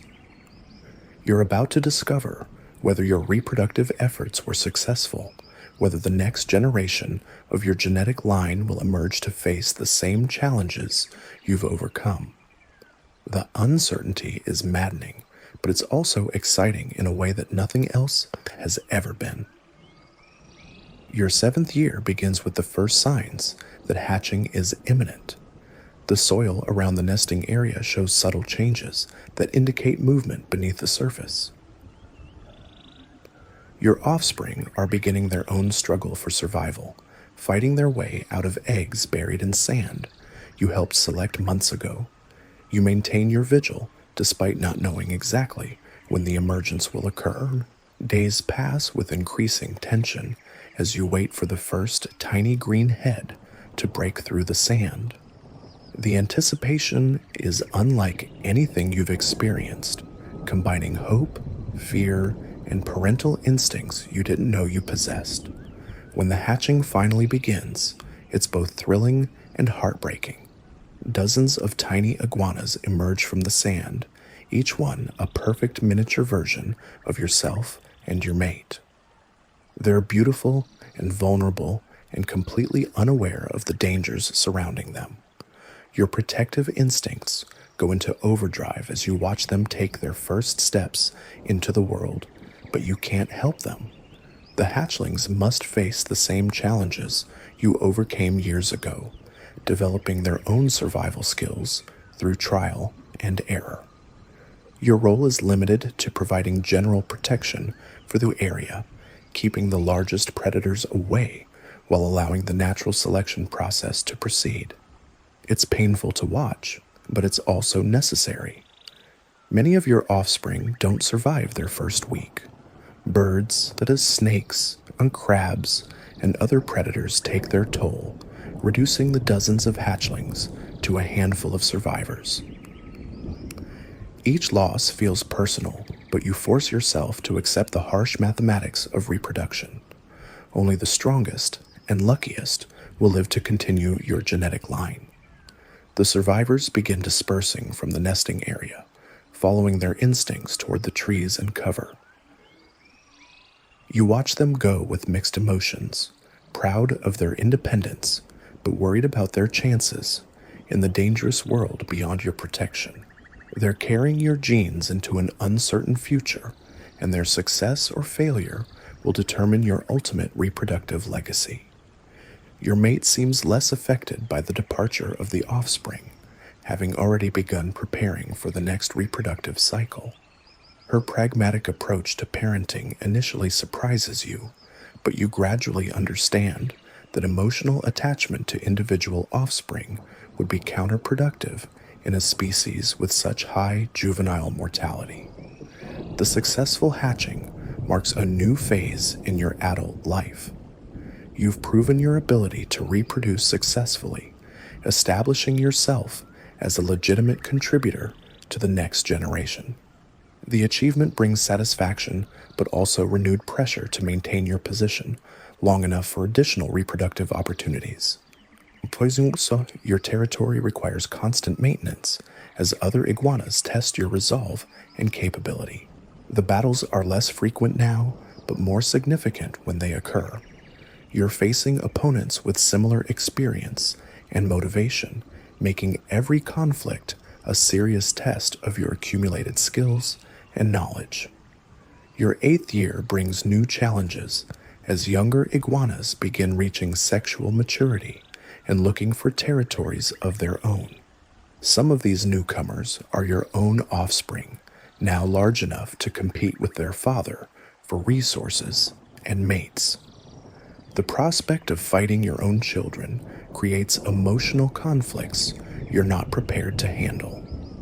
When the confrontation finally occurs, it's with a young male who bears an unmistakable resemblance to yourself at that age. He approaches your territory with the same mixture of confidence and desperation you remember from your own early attempts at independence. The irony isn't lost on you as you prepare to defend your domain against your own genetic legacy. The fight is brief but decisive. Your experience and size advantage make the outcome inevitable, but there's no satisfaction in defeating your own offspring. You drive him away with the minimum violence necessary, hoping he'll find success elsewhere rather than continuing to challenge you directly. Similar encounters occur throughout the year as more of your offspring reach competitive age. Each confrontation reinforces the harsh reality that family bonds mean nothing in the struggle for survival and reproduction. You're competing against your own genetic legacy, ensuring that only the most capable individuals survive to reproduce themselves. Your mate begins showing signs of preparing for another reproductive cycle, her behavior changing in the familiar patterns that preceded your first successful breeding. The prospect of additional offspring is appealing, but it also means repeating the exhausting cycle of nest defense and territorial protection that dominated your previous reproductive effort.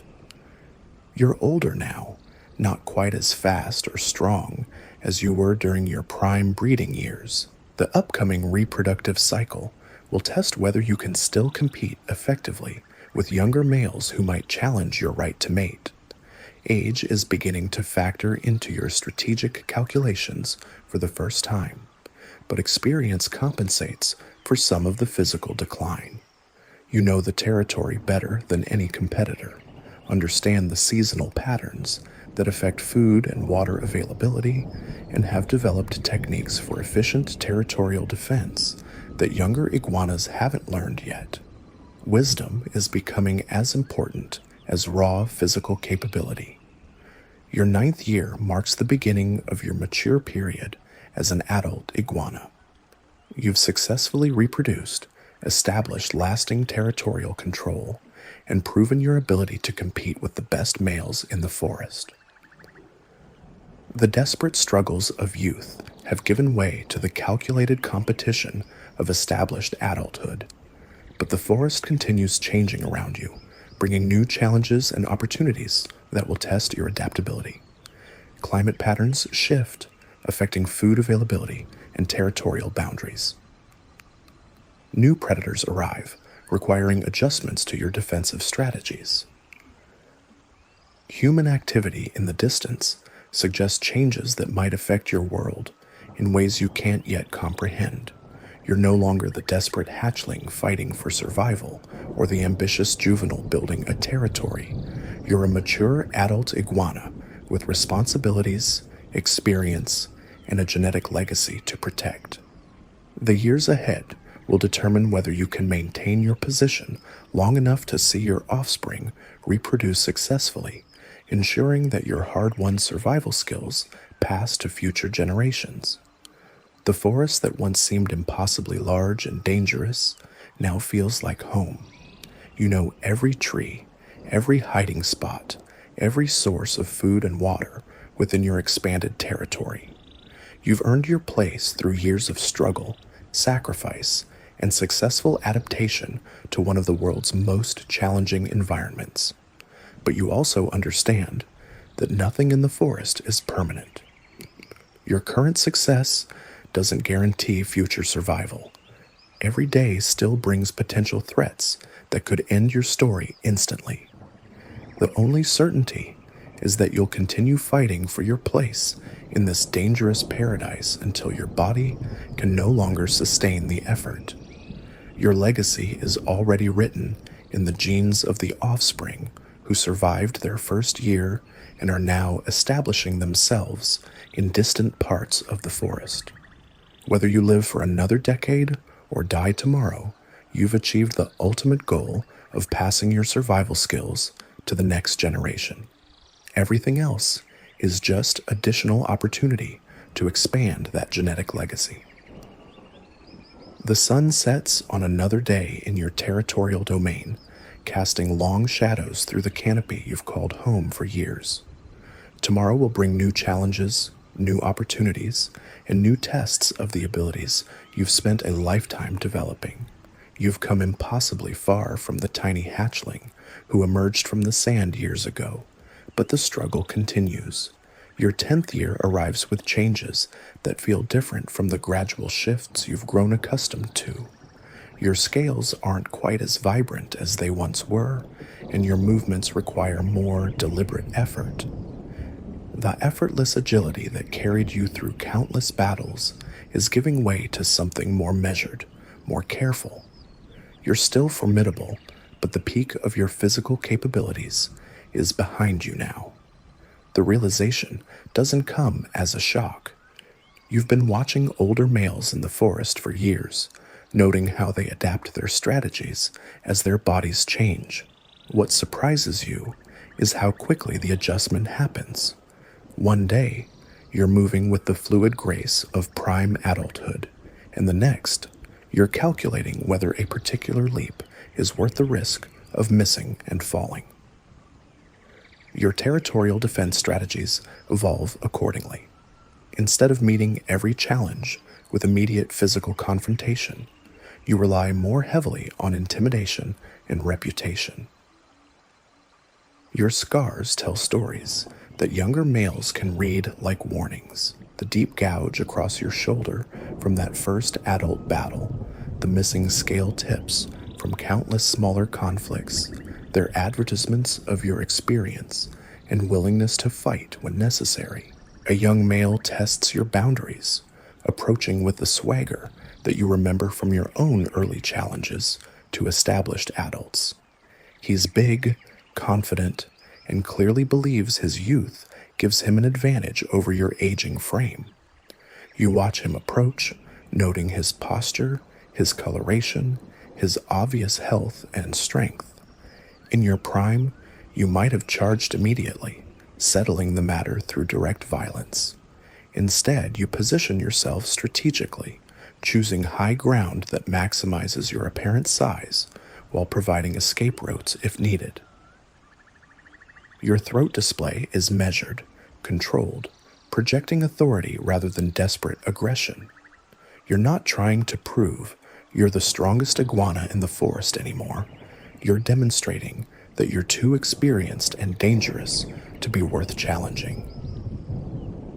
The psychological warfare works. The young male hesitates, clearly reconsidering his approach. He can see that you're not reacting with the panic or fury he expected. Your calm confidence suggests reserves of knowledge and capability that he doesn't understand. After several minutes of posturing, he withdraws, apparently deciding that easier targets exist elsewhere. The victory feels different from the physical triumphs of your younger years. There's satisfaction in outthinking an opponent, in using experience to avoid unnecessary conflict. You're learning that wisdom can be as effective as strength when applied correctly. The forest is teaching you new lessons about survival, even after all these years. Your mate seems to understand the changes in your capabilities and adjusts her own behavior accordingly. She takes on more of the territorial patrol duties, using her continued physical prime to handle challenges that might once have been your responsibility. The partnership evolves into something more complex, with roles shifting based on current capabilities rather than traditional dominance patterns. But age brings compensations, along with limitations. Your knowledge of the territory is encyclopedic now, accumulated through a decade of careful observation and experience. You know which trees produce the best fruit in each season, where water can be found during dry periods, and how weather patterns affect food availability throughout the year. Information has become as valuable as physical prowess. Younger iguanas begin approaching you differently, seeking knowledge rather than challenging your authority. A juvenile struggling to establish his first territory watches your feeding patterns, learning where to look for the high-quality vegetation that fuels rapid growth. You don't teach him directly, but you don't drive him away either. His presence isn't threatening, and his success might indirectly benefit your own territorial security. The relationship develops into an informal mentorship that surprises you with its satisfaction. Watching the young male apply lessons learned from observing your behavior reminds you of your own early struggles. His mistakes are familiar. His victories echo your own past achievements. You're seeing your younger self reflected in his desperate determination to survive and thrive. Your reproductive cycle continues, though with less frequency than during your prime years. The energy demands of mating and nest defense are harder to meet now, requiring more careful resource management and strategic planning. You can't afford the reckless expenditure of effort that characterized your earlier breeding attempts. When mating does occur, the process feels more significant somehow. Each reproductive opportunity might be among your last, making every egg more precious than those produced during your prolific prime. Your mate seems to understand this urgency, investing more effort in nest site selection and preparation than she did when future opportunities seemed unlimited. The resulting offspring carry the accumulated genetic wisdom of parents who have survived long enough to reproduce multiple times. They're not necessarily larger or stronger than your earlier progeny, but they benefit from improved nesting conditions and more experienced parental behavior. Quality begins compensating for the reduced quantity of reproductive events. Your 11th year brings the first serious health challenges of your adult life. A deep wound from a territorial dispute heals slowly, leaving you vulnerable for weeks, while your body struggles to repair the damage. The injury isn't life-threatening, but it's a reminder that your recovery capabilities aren't what they once were. Every fight now carries increased risk of permanent consequences. The experience forces you to become even more selective about which challenges to accept and which to avoid. Territory that once seemed essential becomes negotiable if defending it requires excessive risk. You're learning to distinguish between core interests that must be protected and peripheral areas that can be sacrificed without compromising your essential needs. Your diet becomes more sophisticated as you compensate for reduced foraging efficiency with improved food selection. Plants that once seemed adequate are rejected in favor of options with higher nutritional density. You're eating less, but trying to extract maximum value from every meal. The approach works, maintaining your condition despite the increased challenges of finding and processing food. Sleep patterns change as your body requires more rest to maintain basic functions. The brief, alert naps of your youth give way to longer periods of genuine rest. You become more vulnerable during these extended sleep cycles, requiring more secure roosting sites and careful timing to avoid peak predator activity periods. But the additional rest also brings unexpected benefits. Dreams become more vivid, and you sometimes wake with solutions to territorial or resource problems that had seemed intractable. Your subconscious mind processes information differently now, finding patterns and connections that conscious analysis might miss. Age is teaching you to trust intuition developed through years of experience. Your relationship with the forest itself evolves as your perspective shifts from expansion to maintenance. Instead of constantly seeking new territory and resources, you focus on optimizing what you already control. Existing food sources are cultivated more carefully, territorial boundaries are refined rather than extended, and energy is invested in sustainability rather than growth. The approach proves remarkably effective. Your territory may not be the largest in the forest, but it's among the most efficiently managed. Other iguanas begin copying your techniques, creating a ripple effect that improves conditions throughout the local ecosystem. You're becoming an environmental leader through example rather than dominance.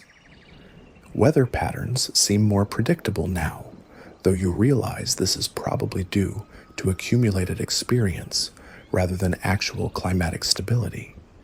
You can sense approaching storms days before they arrive, adjust feeding schedules to account for seasonal variations, and prepare for resource scarcity before it becomes critical. Pattern recognition has become one of your most valuable survival tools. Your 12th year arrives with a milestone that few iguanas reach. You've become one of the senior adults in your section of forest. Younger males defer to your experience, even when they might physically overpower you. Females seek your territory for mating opportunities, specifically because of your proven longevity and reproductive success. Age has transformed from liability to asset. The transformation becomes apparent during a territorial dispute involving several younger males competing for a newly available domain. Instead of joining the battle directly, you position yourself as a mediator, using your reputation and knowledge to help resolve the conflict without excessive violence. The role feels natural, satisfying in ways that pure dominance never did. Your intervention prevents what might have been a destructive free-for-all, preserving the forest's stability while establishing your position as an elder statesman among the local iguana population. The younger males accept your arbitration partly because they respect your experience, and partly because they recognize that your continued goodwill might benefit them in future conflicts. The mediator role extends to other aspects of forest life. During resource shortages, your knowledge of alternative food sources helps prevent starvation among younger iguanas who haven't yet learned to diversify their diets. Your territorial boundaries become refuges where smaller iguanas can shelter during severe weather or predator pressure. But leadership also brings new responsibilities that sometimes conflict with your personal interests. Protecting weaker community members requires energy and resources that you might prefer to conserve for your own needs. The balance between self-interest and community benefit becomes an ongoing calculation that grows more complex with each passing season. Your mate adapts to these changing dynamics by taking on more of the direct territorial defense, while you handle the diplomatic aspects of community leadership. The division of labor works well, allowing both of you to contribute according to your current capabilities while maintaining your partnership's overall effectiveness. Reproduction becomes less frequent, but more strategic. When you do mate, the timing and location are chosen with maximum care to ensure the best possible outcomes. Your offspring benefit from this increased attention, showing higher survival rates than the progeny of younger, less experienced parents. Quality continues compensating for reduced quantity. Your 13th year brings the first signs that your time as a territorial holder might be drawing to a close. A coalition of younger males begins testing your boundaries more frequently, clearly sensing that your physical capabilities are declining. They're not quite ready for direct confrontation, but they're positioning themselves for future opportunities. You respond by strengthening alliances with other aging adults who face similar challenges. Together, you create an informal network of mutual support that makes individual targeting more difficult for ambitious younger males. The strategy works temporarily, but you recognize that it's a delaying tactic rather than a permanent solution. Your territory begins shrinking as you voluntarily abandon the most difficult areas to defend. The core domain remains secure, containing the essential resources needed for survival, but the extensive holdings of your prime years are gradually surrendered to more vigorous competitors. The process is managed rather than chaotic, allowing you to retain dignity while acknowledging reality. The reduced territorial demands actually improve your quality of life in some ways. Less area to patrol means more time for other activities. Your diet improves as you focus foraging efforts on familiar, high-quality sources rather than defending marginal resources. The stress of constant territorial defense decreases, allowing you to enjoy peaceful periods that were rare during your aggressive prime. Your role as community elder becomes more pronounced as your territorial responsibilities diminish. Younger iguanas seek your advice about food sources, weather patterns, and territorial strategies. The consulting role provides social interaction and purpose while requiring minimal physical exertion. You're discovering that knowledge can be as valuable as territory in maintaining your position within the community, but you also recognize that this transitional period won't last indefinitely. Eventually, your physical decline will reach a point where even your reduced territory becomes impossible to defend. The question isn't whether you'll lose your holdings, but when and how gracefully you can manage the transition to whatever comes next. Your 14th year forces you to confront the reality that your time as a territorial adult is ending. The coalition of younger males finally makes their move, launching a coordinated assault on your remaining domain that you simply can't repel. The attack isn't personal, it's just the natural cycle of forest life, playing out according to biological imperatives. You fight as effectively as your aging body allows, but the outcome is inevitable. 3 males in their prime against 1 aging defender represents odds that no amount of experience can overcome.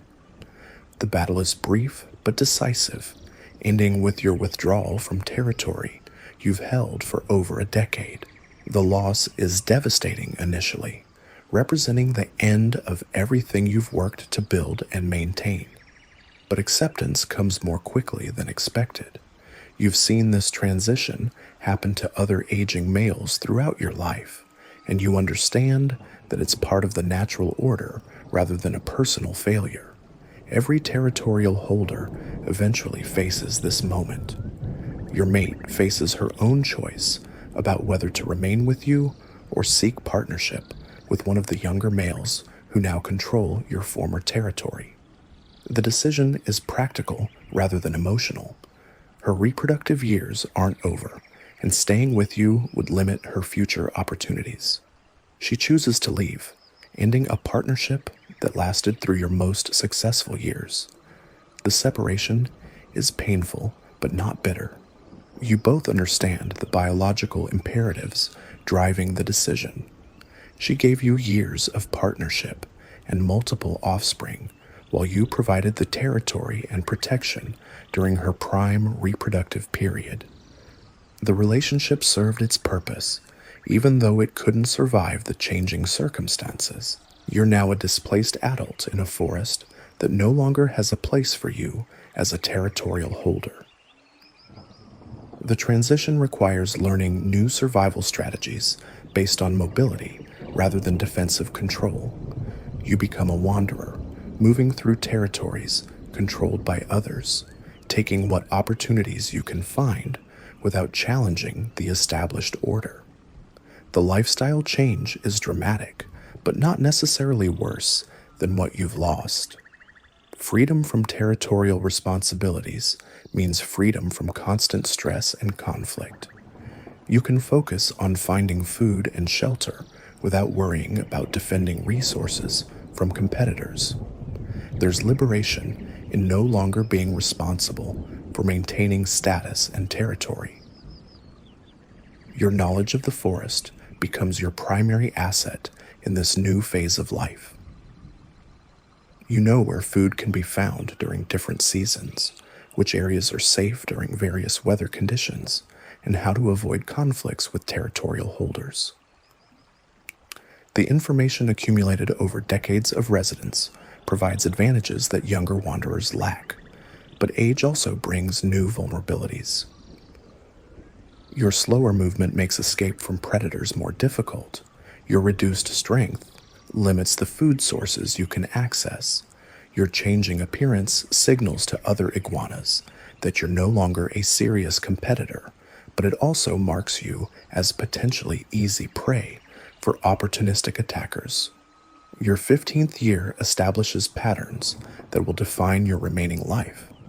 You become a creature of routine, following established routes between known food sources and safe resting areas.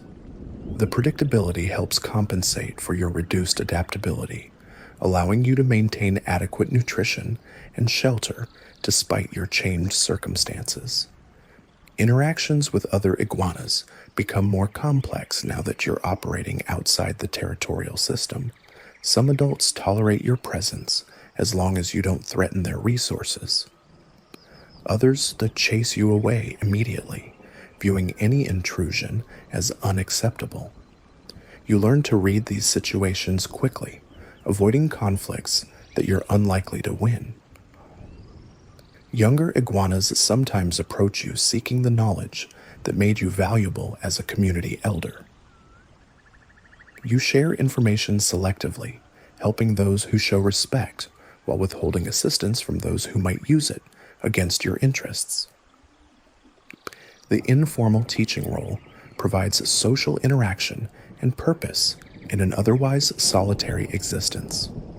Your diet becomes increasingly opportunistic as you lose access to the prime food sources that territorial control once provided. Plants that you would have rejected during your territorial years become acceptable options when alternatives are scarce. You're learning to survive on marginal resources, a skill that many iguanas never develop. But marginal doesn't necessarily mean inadequate. Some of the less obvious food sources you're forced to exploit actually provide better nutrition than the popular options that territorial holders compete over. Your expanding dietary knowledge becomes another advantage that helps compensate for your reduced competitive position. Sleep becomes more challenging as you lose access to the secure roosting sites that territorial control once provided. You're forced to use whatever shelter is available, often in locations that aren't ideal for safety or comfort. The constant low-level stress of insecure sleeping arrangements begins affecting your overall health and energy levels. Your 16th year brings the first serious signs that your body is beginning to fail in ways that adaptation can't overcome. Your vision becomes less acute, making it harder to spot both food and threats. Your hearing diminishes, reducing your ability to detect approaching danger. Your reflexes slow, limiting your options when quick responses are necessary. The sensory decline forces you to become even more cautious and methodical in your daily activities. You can't rely on quick detection and response anymore, so you must avoid potentially dangerous situations entirely. Your roots become more conservative, your behavior more predictable, your lifestyle more constrained. But experience continues providing advantages that help offset physical limitations. You've learned to recognize the subtle signs that indicate food sources, predator presence, and weather changes. Pattern recognition compensates for reduced sensory acuity, allowing you to function effectively despite your declining capabilities. Your interactions with the forest community continue evolving as your status changes from elder to ancient. Some iguanas treat you with a respect that borders on reverence, recognizing that your longevity represents an achievement that few of their species attain. Others ignore you completely, viewing you as irrelevant to their current concerns. The respect feels good when it occurs, providing validation that your survival represents something meaningful beyond mere persistence. But you also understand that sentiment won't protect you when resources become scarce or when your presence becomes inconvenient for more powerful iguanas. Your 17th year arrives with the sobering realization that you may be approaching the natural limits of iguana longevity. Few members of your species survive this long in the wild, and those who do typically face increasing challenges that eventually prove insurmountable. You're entering uncharted territory where each day represents an achievement rather than an expectation. The awareness of mortality brings both urgency and peace. Urgency because each remaining day should be experienced fully, without waste or unnecessary suffering. Peace because you've already achieved everything that evolution programmed you to accomplish. You've survived, reproduced, and passed your genes to the next generation. Everything else is bonus time. Your movements become more deliberate as conserving energy becomes crucial for day-to-day survival. You can't afford the casual expenditure of effort that characterized your younger years. Every action must be calculated for maximum benefit with minimum cost. The efficiency becomes almost meditative in its focus and precision. Food sources that once seemed abundant become precious resources, requiring careful planning to access and utilize. You find yourself eating smaller meals more frequently, allowing your aging digestive system to process nutrition more effectively. The approach maintains your condition better than the large, irregular meals that worked when you were younger. Your social interactions become more meaningful as their number decreases. Each encounter with another iguana might be among your last, making the exchange of information or simple recognition more significant than it would have been during your social prime. You're learning to appreciate connections that you once took for granted. Sleep patterns shift again as your body requires more rest but provides it less efficiently. You nap frequently during the day, taking advantage of warm, safe periods to recover energy. Night sleep becomes lighter and more fragmented, leaving you tired but forcing you to remain alert to potential threats. Your 18th year brings challenges that test the limits of your adaptability. A severe drought reduces food availability throughout the forest, creating competition that you're no longer equipped to handle. Younger, stronger iguanas monopolize the remaining resources, leaving you to survive on whatever scraps you can scavenge. The experience pushes you closer to starvation than you've been since your early juvenile years. Your body begins consuming its own muscle mass to maintain basic functions, leaving you visibly weakened and more vulnerable than ever. The physical decline accelerates as malnutrition compounds the effects of normal aging, but somehow you find resources that others miss, exploiting knowledge accumulated over decades of forest residence.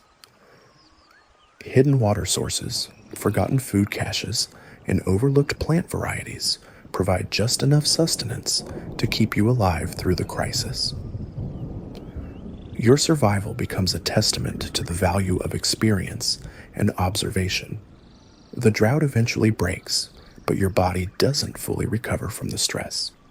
You emerge from the crisis noticeably frailer, with limitations that won't improve even when conditions return to normal. The experience marks a clear transition from gradual decline to active deterioration. Your 19th year forces you to acknowledge that your time is becoming limited. Your movements are labored now, your responses slow, your senses dulled. The daily struggle for survival requires most of your available energy, leaving little reserve for anything beyond the most basic needs. Yet you continue finding reasons to persist. Sunlight feels warm on your scales. Food, when you find it, tastes good. The familiar sights and sounds of the forest provide comfort and connection to the world you've known for so long. Life remains worth living, even when it becomes difficult to maintain. Your encounters with other iguanas become rare as your mobility decreases and your routes become more restricted. When meetings do occur, they're often with much younger individuals who view you with curiosity or confusion.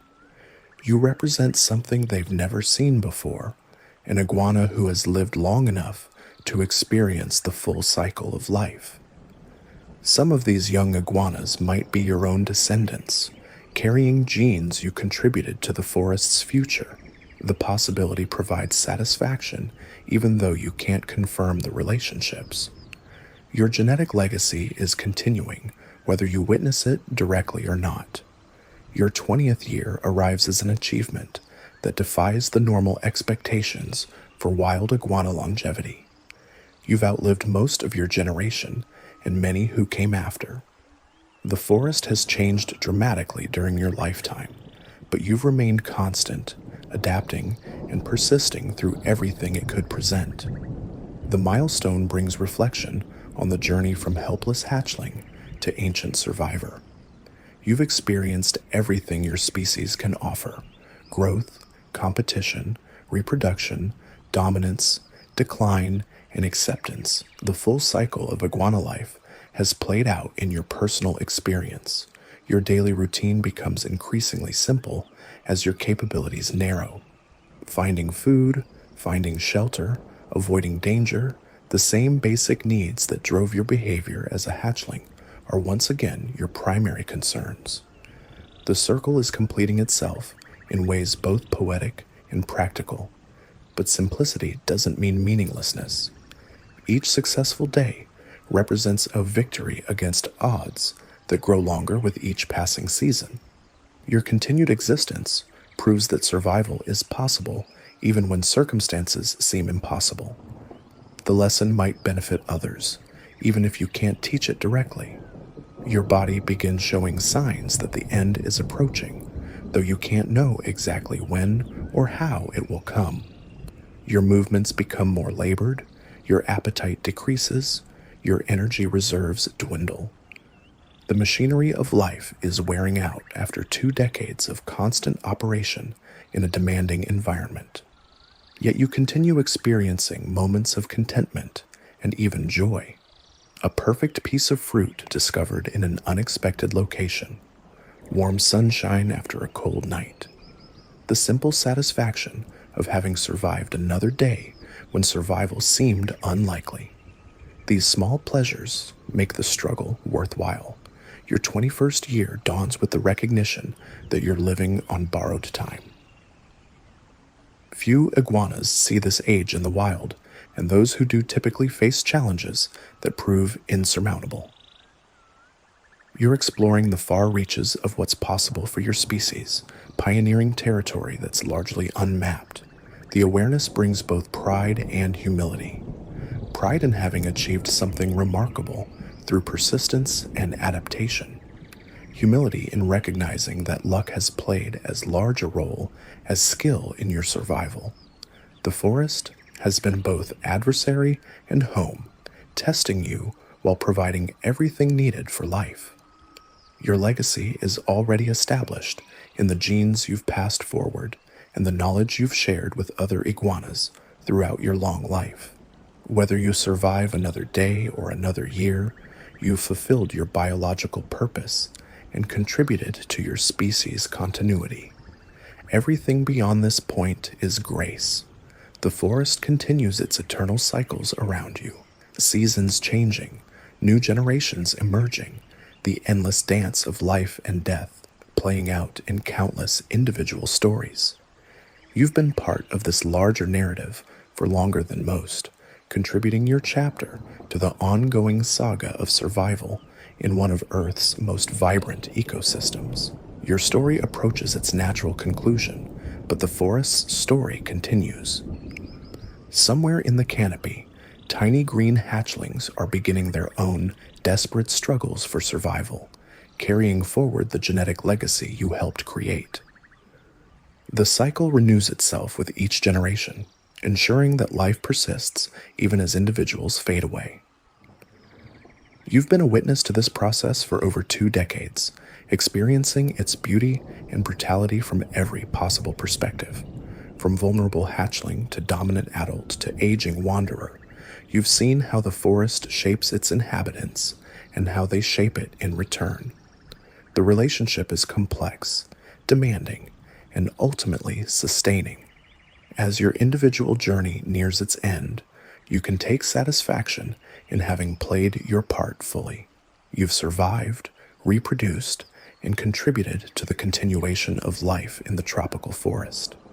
The green world that gave you birth will continue long after you're gone, enriched by your participation in its endless story of adaptation and survival.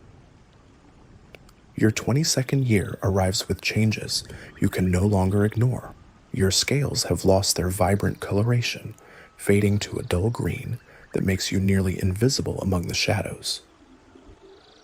Your once powerful limbs tremble with the effort of climbing, and branches that seemed sturdy for decades now feel precarious under your reduced weight. You're becoming a ghost of your former self, but you're still here. Morning routines that once took minutes now consume hours. Finding food requires careful planning and multiple rest stops. Your jaw muscles have weakened to the point where only the softest vegetation is manageable. You're eating less and less, not by choice but by necessity. Your body is slowly shutting down, system by system, function by function, but your mind remains sharp, perhaps sharper than ever. Without the distractions of territorial defense and reproduction, you notice details that escaped your attention during busier years. The way light filters through leaves at different times of day. The subtle changes in air pressure that signal approaching weather. The intricate patterns of insect behavior that reveal hidden food sources. These observations serve no practical purpose anymore, but they provide a form of intellectual satisfaction that's new to your experience. You're seeing the forest with the clarity that only comes from having nothing left to lose. Every day is a gift now, free from the desperate ambitions that once drove your every action. A young male appears near your current resting spot, moving with the confident swagger you remember from your own prime years. He's magnificent, perfectly proportioned, brilliantly colored, radiating the kind of vitality that once defined your existence. He notices you, but shows no concern about your presence. You're clearly not a threat to anything he values. The encounter triggers memories of your own peak years, when you commanded respect and fear from every iguana in the forest. The contrast between then and now is stark, but it doesn't bring the sadness you might expect. Instead, there's a strange satisfaction in seeing the cycle continue. This young male represents the future of your species, carrying forward the genetic legacy you helped create. He disappears into the canopy with fluid grace, leaving you alone with your reflections. You don't envy his strength or his opportunities. You've had your turn at the peak of iguana existence, and you made the most of it. Now it's his turn, and that feels right in a way that transcends personal desire. Your appetite continues declining as your digestive system struggles with even basic functions. Meals become smaller and more infrequent, carefully chosen for maximum nutritional value and ease of processing. You're running on minimal fuel now, conserving every calorie for essential functions. Sleep occupies increasing portions of your day as your body shuts down non-critical systems. But consciousness remains vivid during your waking hours. Colors seem more intense, sounds more meaningful, textures more significant. Your enhanced awareness might be a side effect of your body's declining condition, but it feels like a final gift from the forest that's been your home for so long. A gentle rain begins falling, and you position yourself to collect water on your scales. Hydration has become as challenging as nutrition, requiring constant attention to maintain even minimal levels. The raindrops feel cool and refreshing, providing momentary relief from the discomfort that's become your constant companion. The weather system passes quickly, leaving the forest steaming in renewed humidity. The scents rising from wet earth and vegetation trigger a cascade of memories spanning your entire life. Every significant moment seems connected to specific smells, sounds, and sensations that the rain has awakened.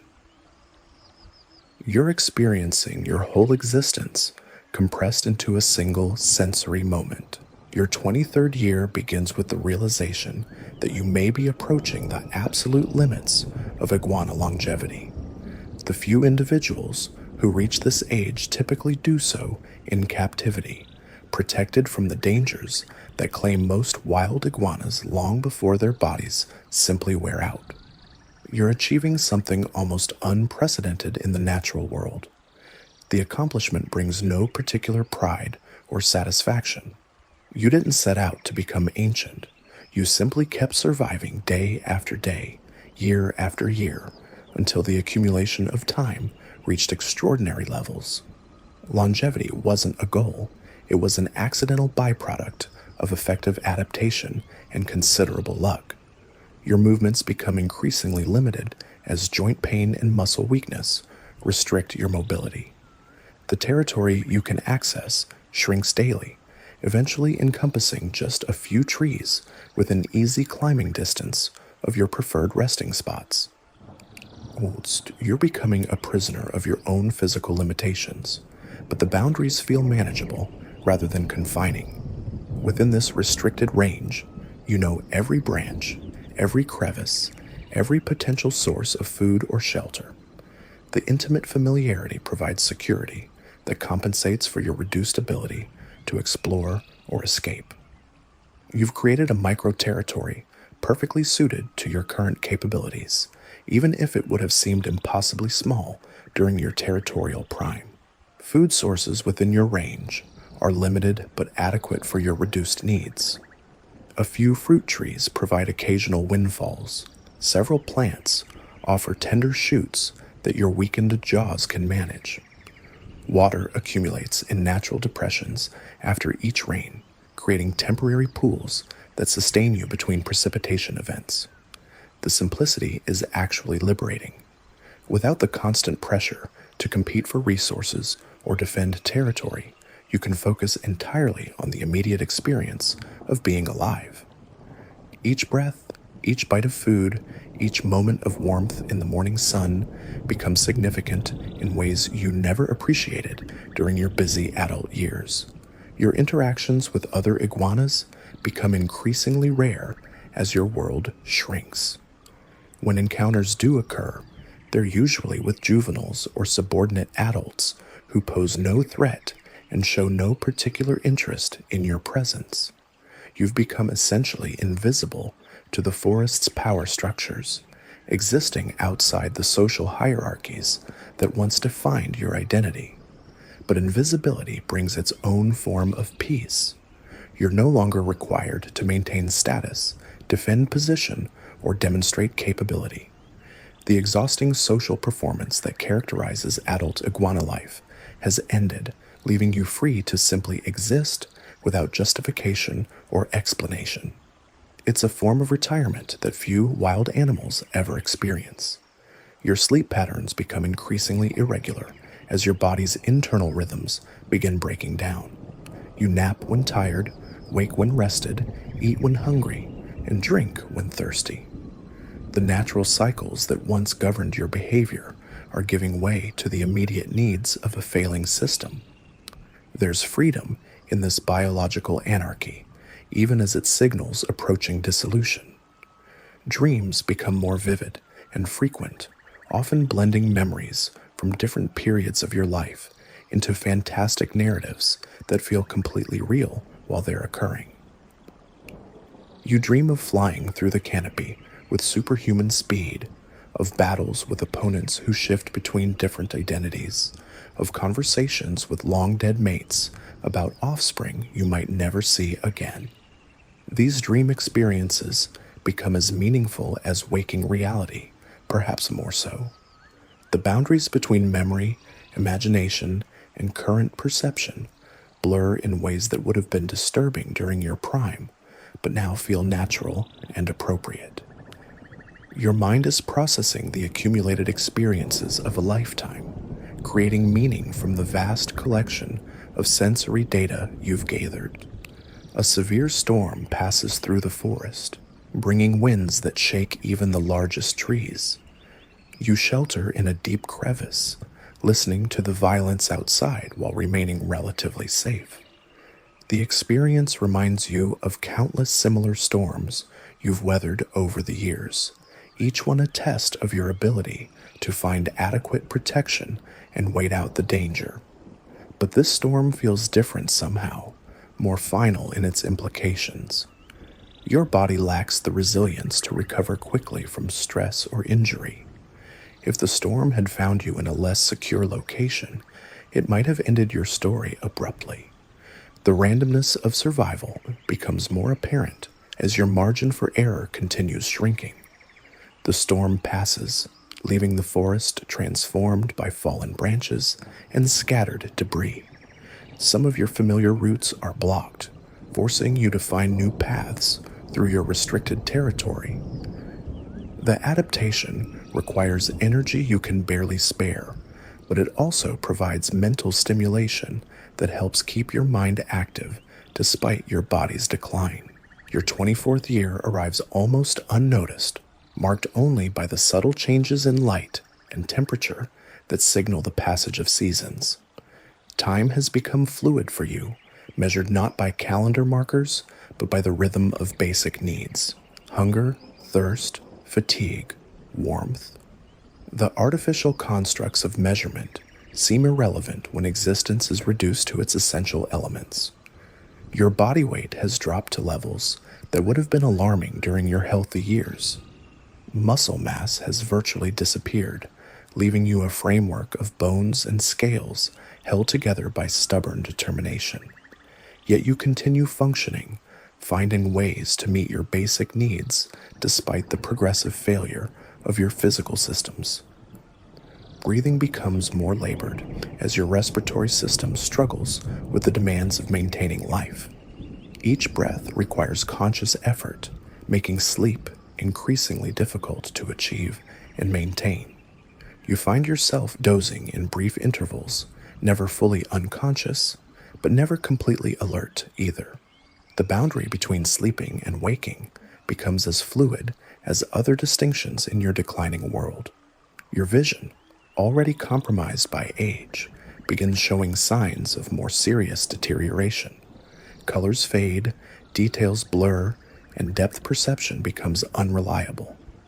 The forest you've known intimately for decades starts feeling unfamiliar as your ability to interpret visual information diminishes. You compensate by relying more heavily on smell, touch, and sound, but these senses are also declining. Despite these challenges, you continue finding moments of unexpected beauty and satisfaction: the texture of bark under your claws, the taste of morning dew collected on leaves, the warmth of sunlight penetrating the canopy to reach your resting spot. These simple pleasures become more meaningful as they become more difficult to access and appreciate.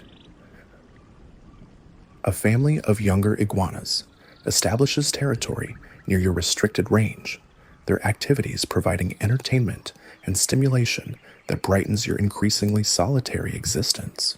You watch them navigate the challenges of territorial establishment, mate selection, and resource competition with the detached interest of someone who has completed those phases of life successfully. Their energy and ambition remind you of your own younger self, but without the envy or regret you might expect. You've had your turn at the biological imperative to survive and reproduce. Now you can observe the process from outside, appreciating its elegance and complexity without being driven by its demands. It's like watching a play whose ending you already know but can still enjoy for its artistry. Your appetite becomes increasingly selective as your digestive system continues deteriorating. Only the most tender vegetation is manageable now, and even that requires careful chewing and slow consumption.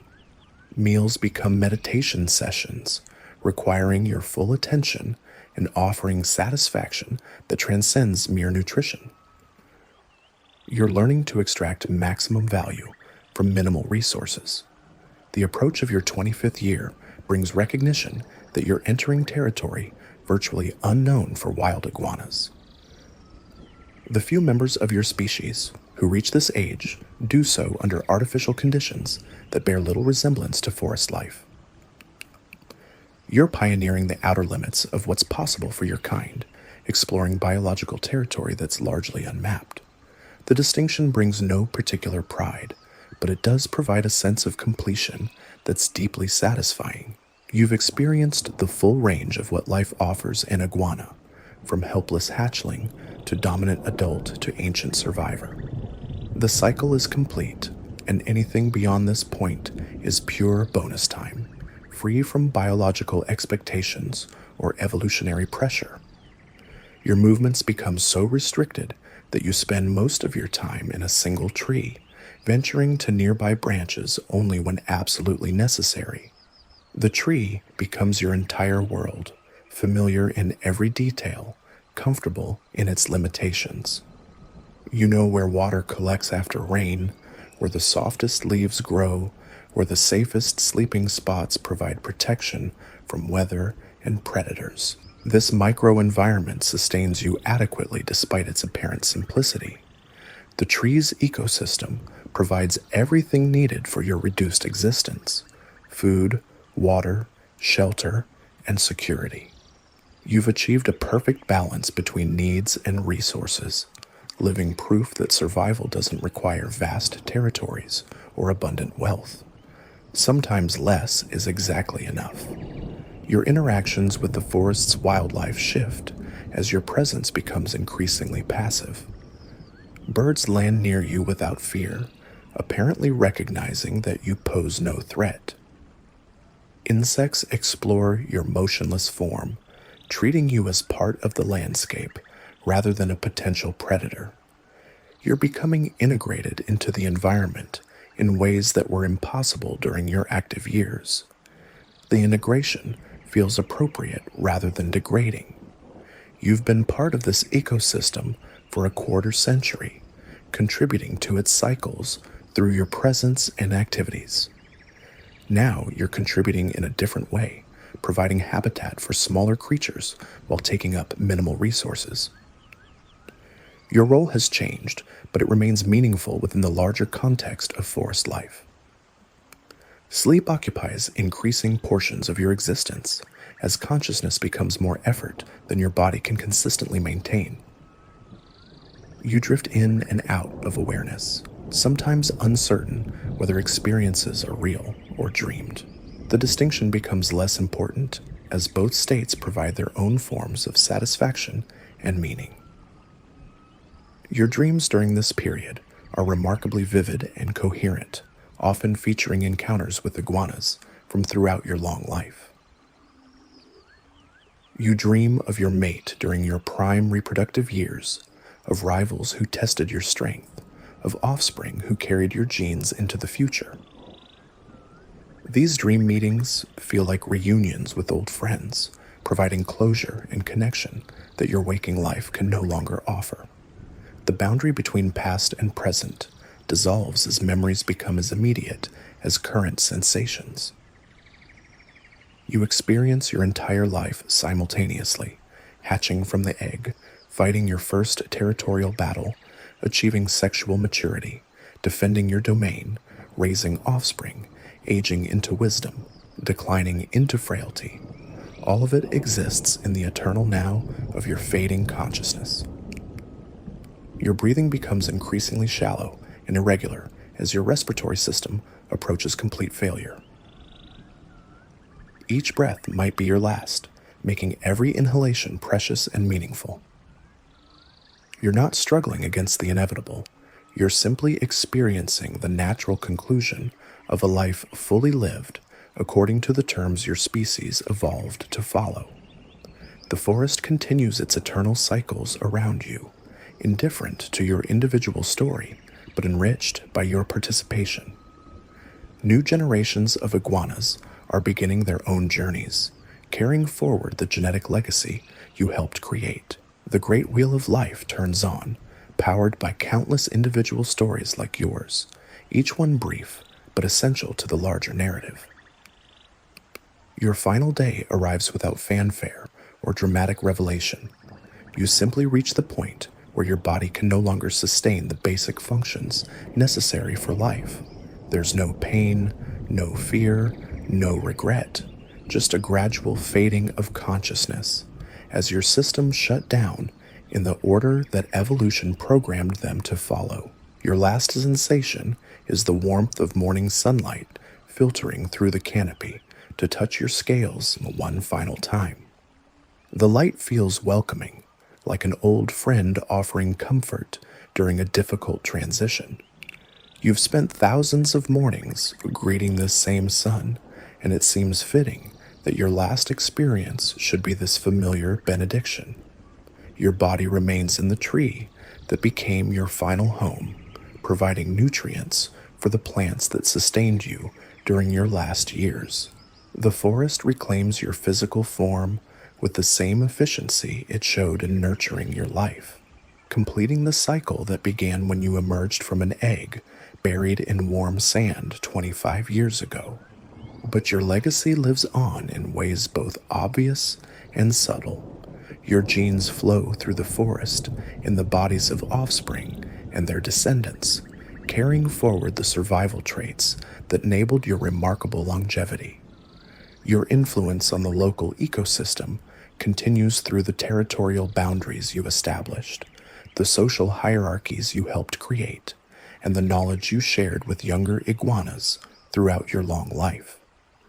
You lived as an iguana should live, fully, courageously, and successfully, by every measure that matters to your species. You survived the vulnerable hatchling stage, established yourself as a territorial adult, reproduced successfully, and aged gracefully into wisdom before declining naturally into death. The forest is richer for your participation in its eternal story, and your genetic contribution will influence iguana survival for generations to come. Your complete life as a green iguana ends where it began, as part of the forest's endless cycle of birth, growth, reproduction, aging, and death. You played your role perfectly, contributing everything that evolution asked of you while experiencing the full range of what life offers your kind. From the sand to the canopy to the soil, you embodied the resilience and adaptability that makes your species one of nature's most successful survivors.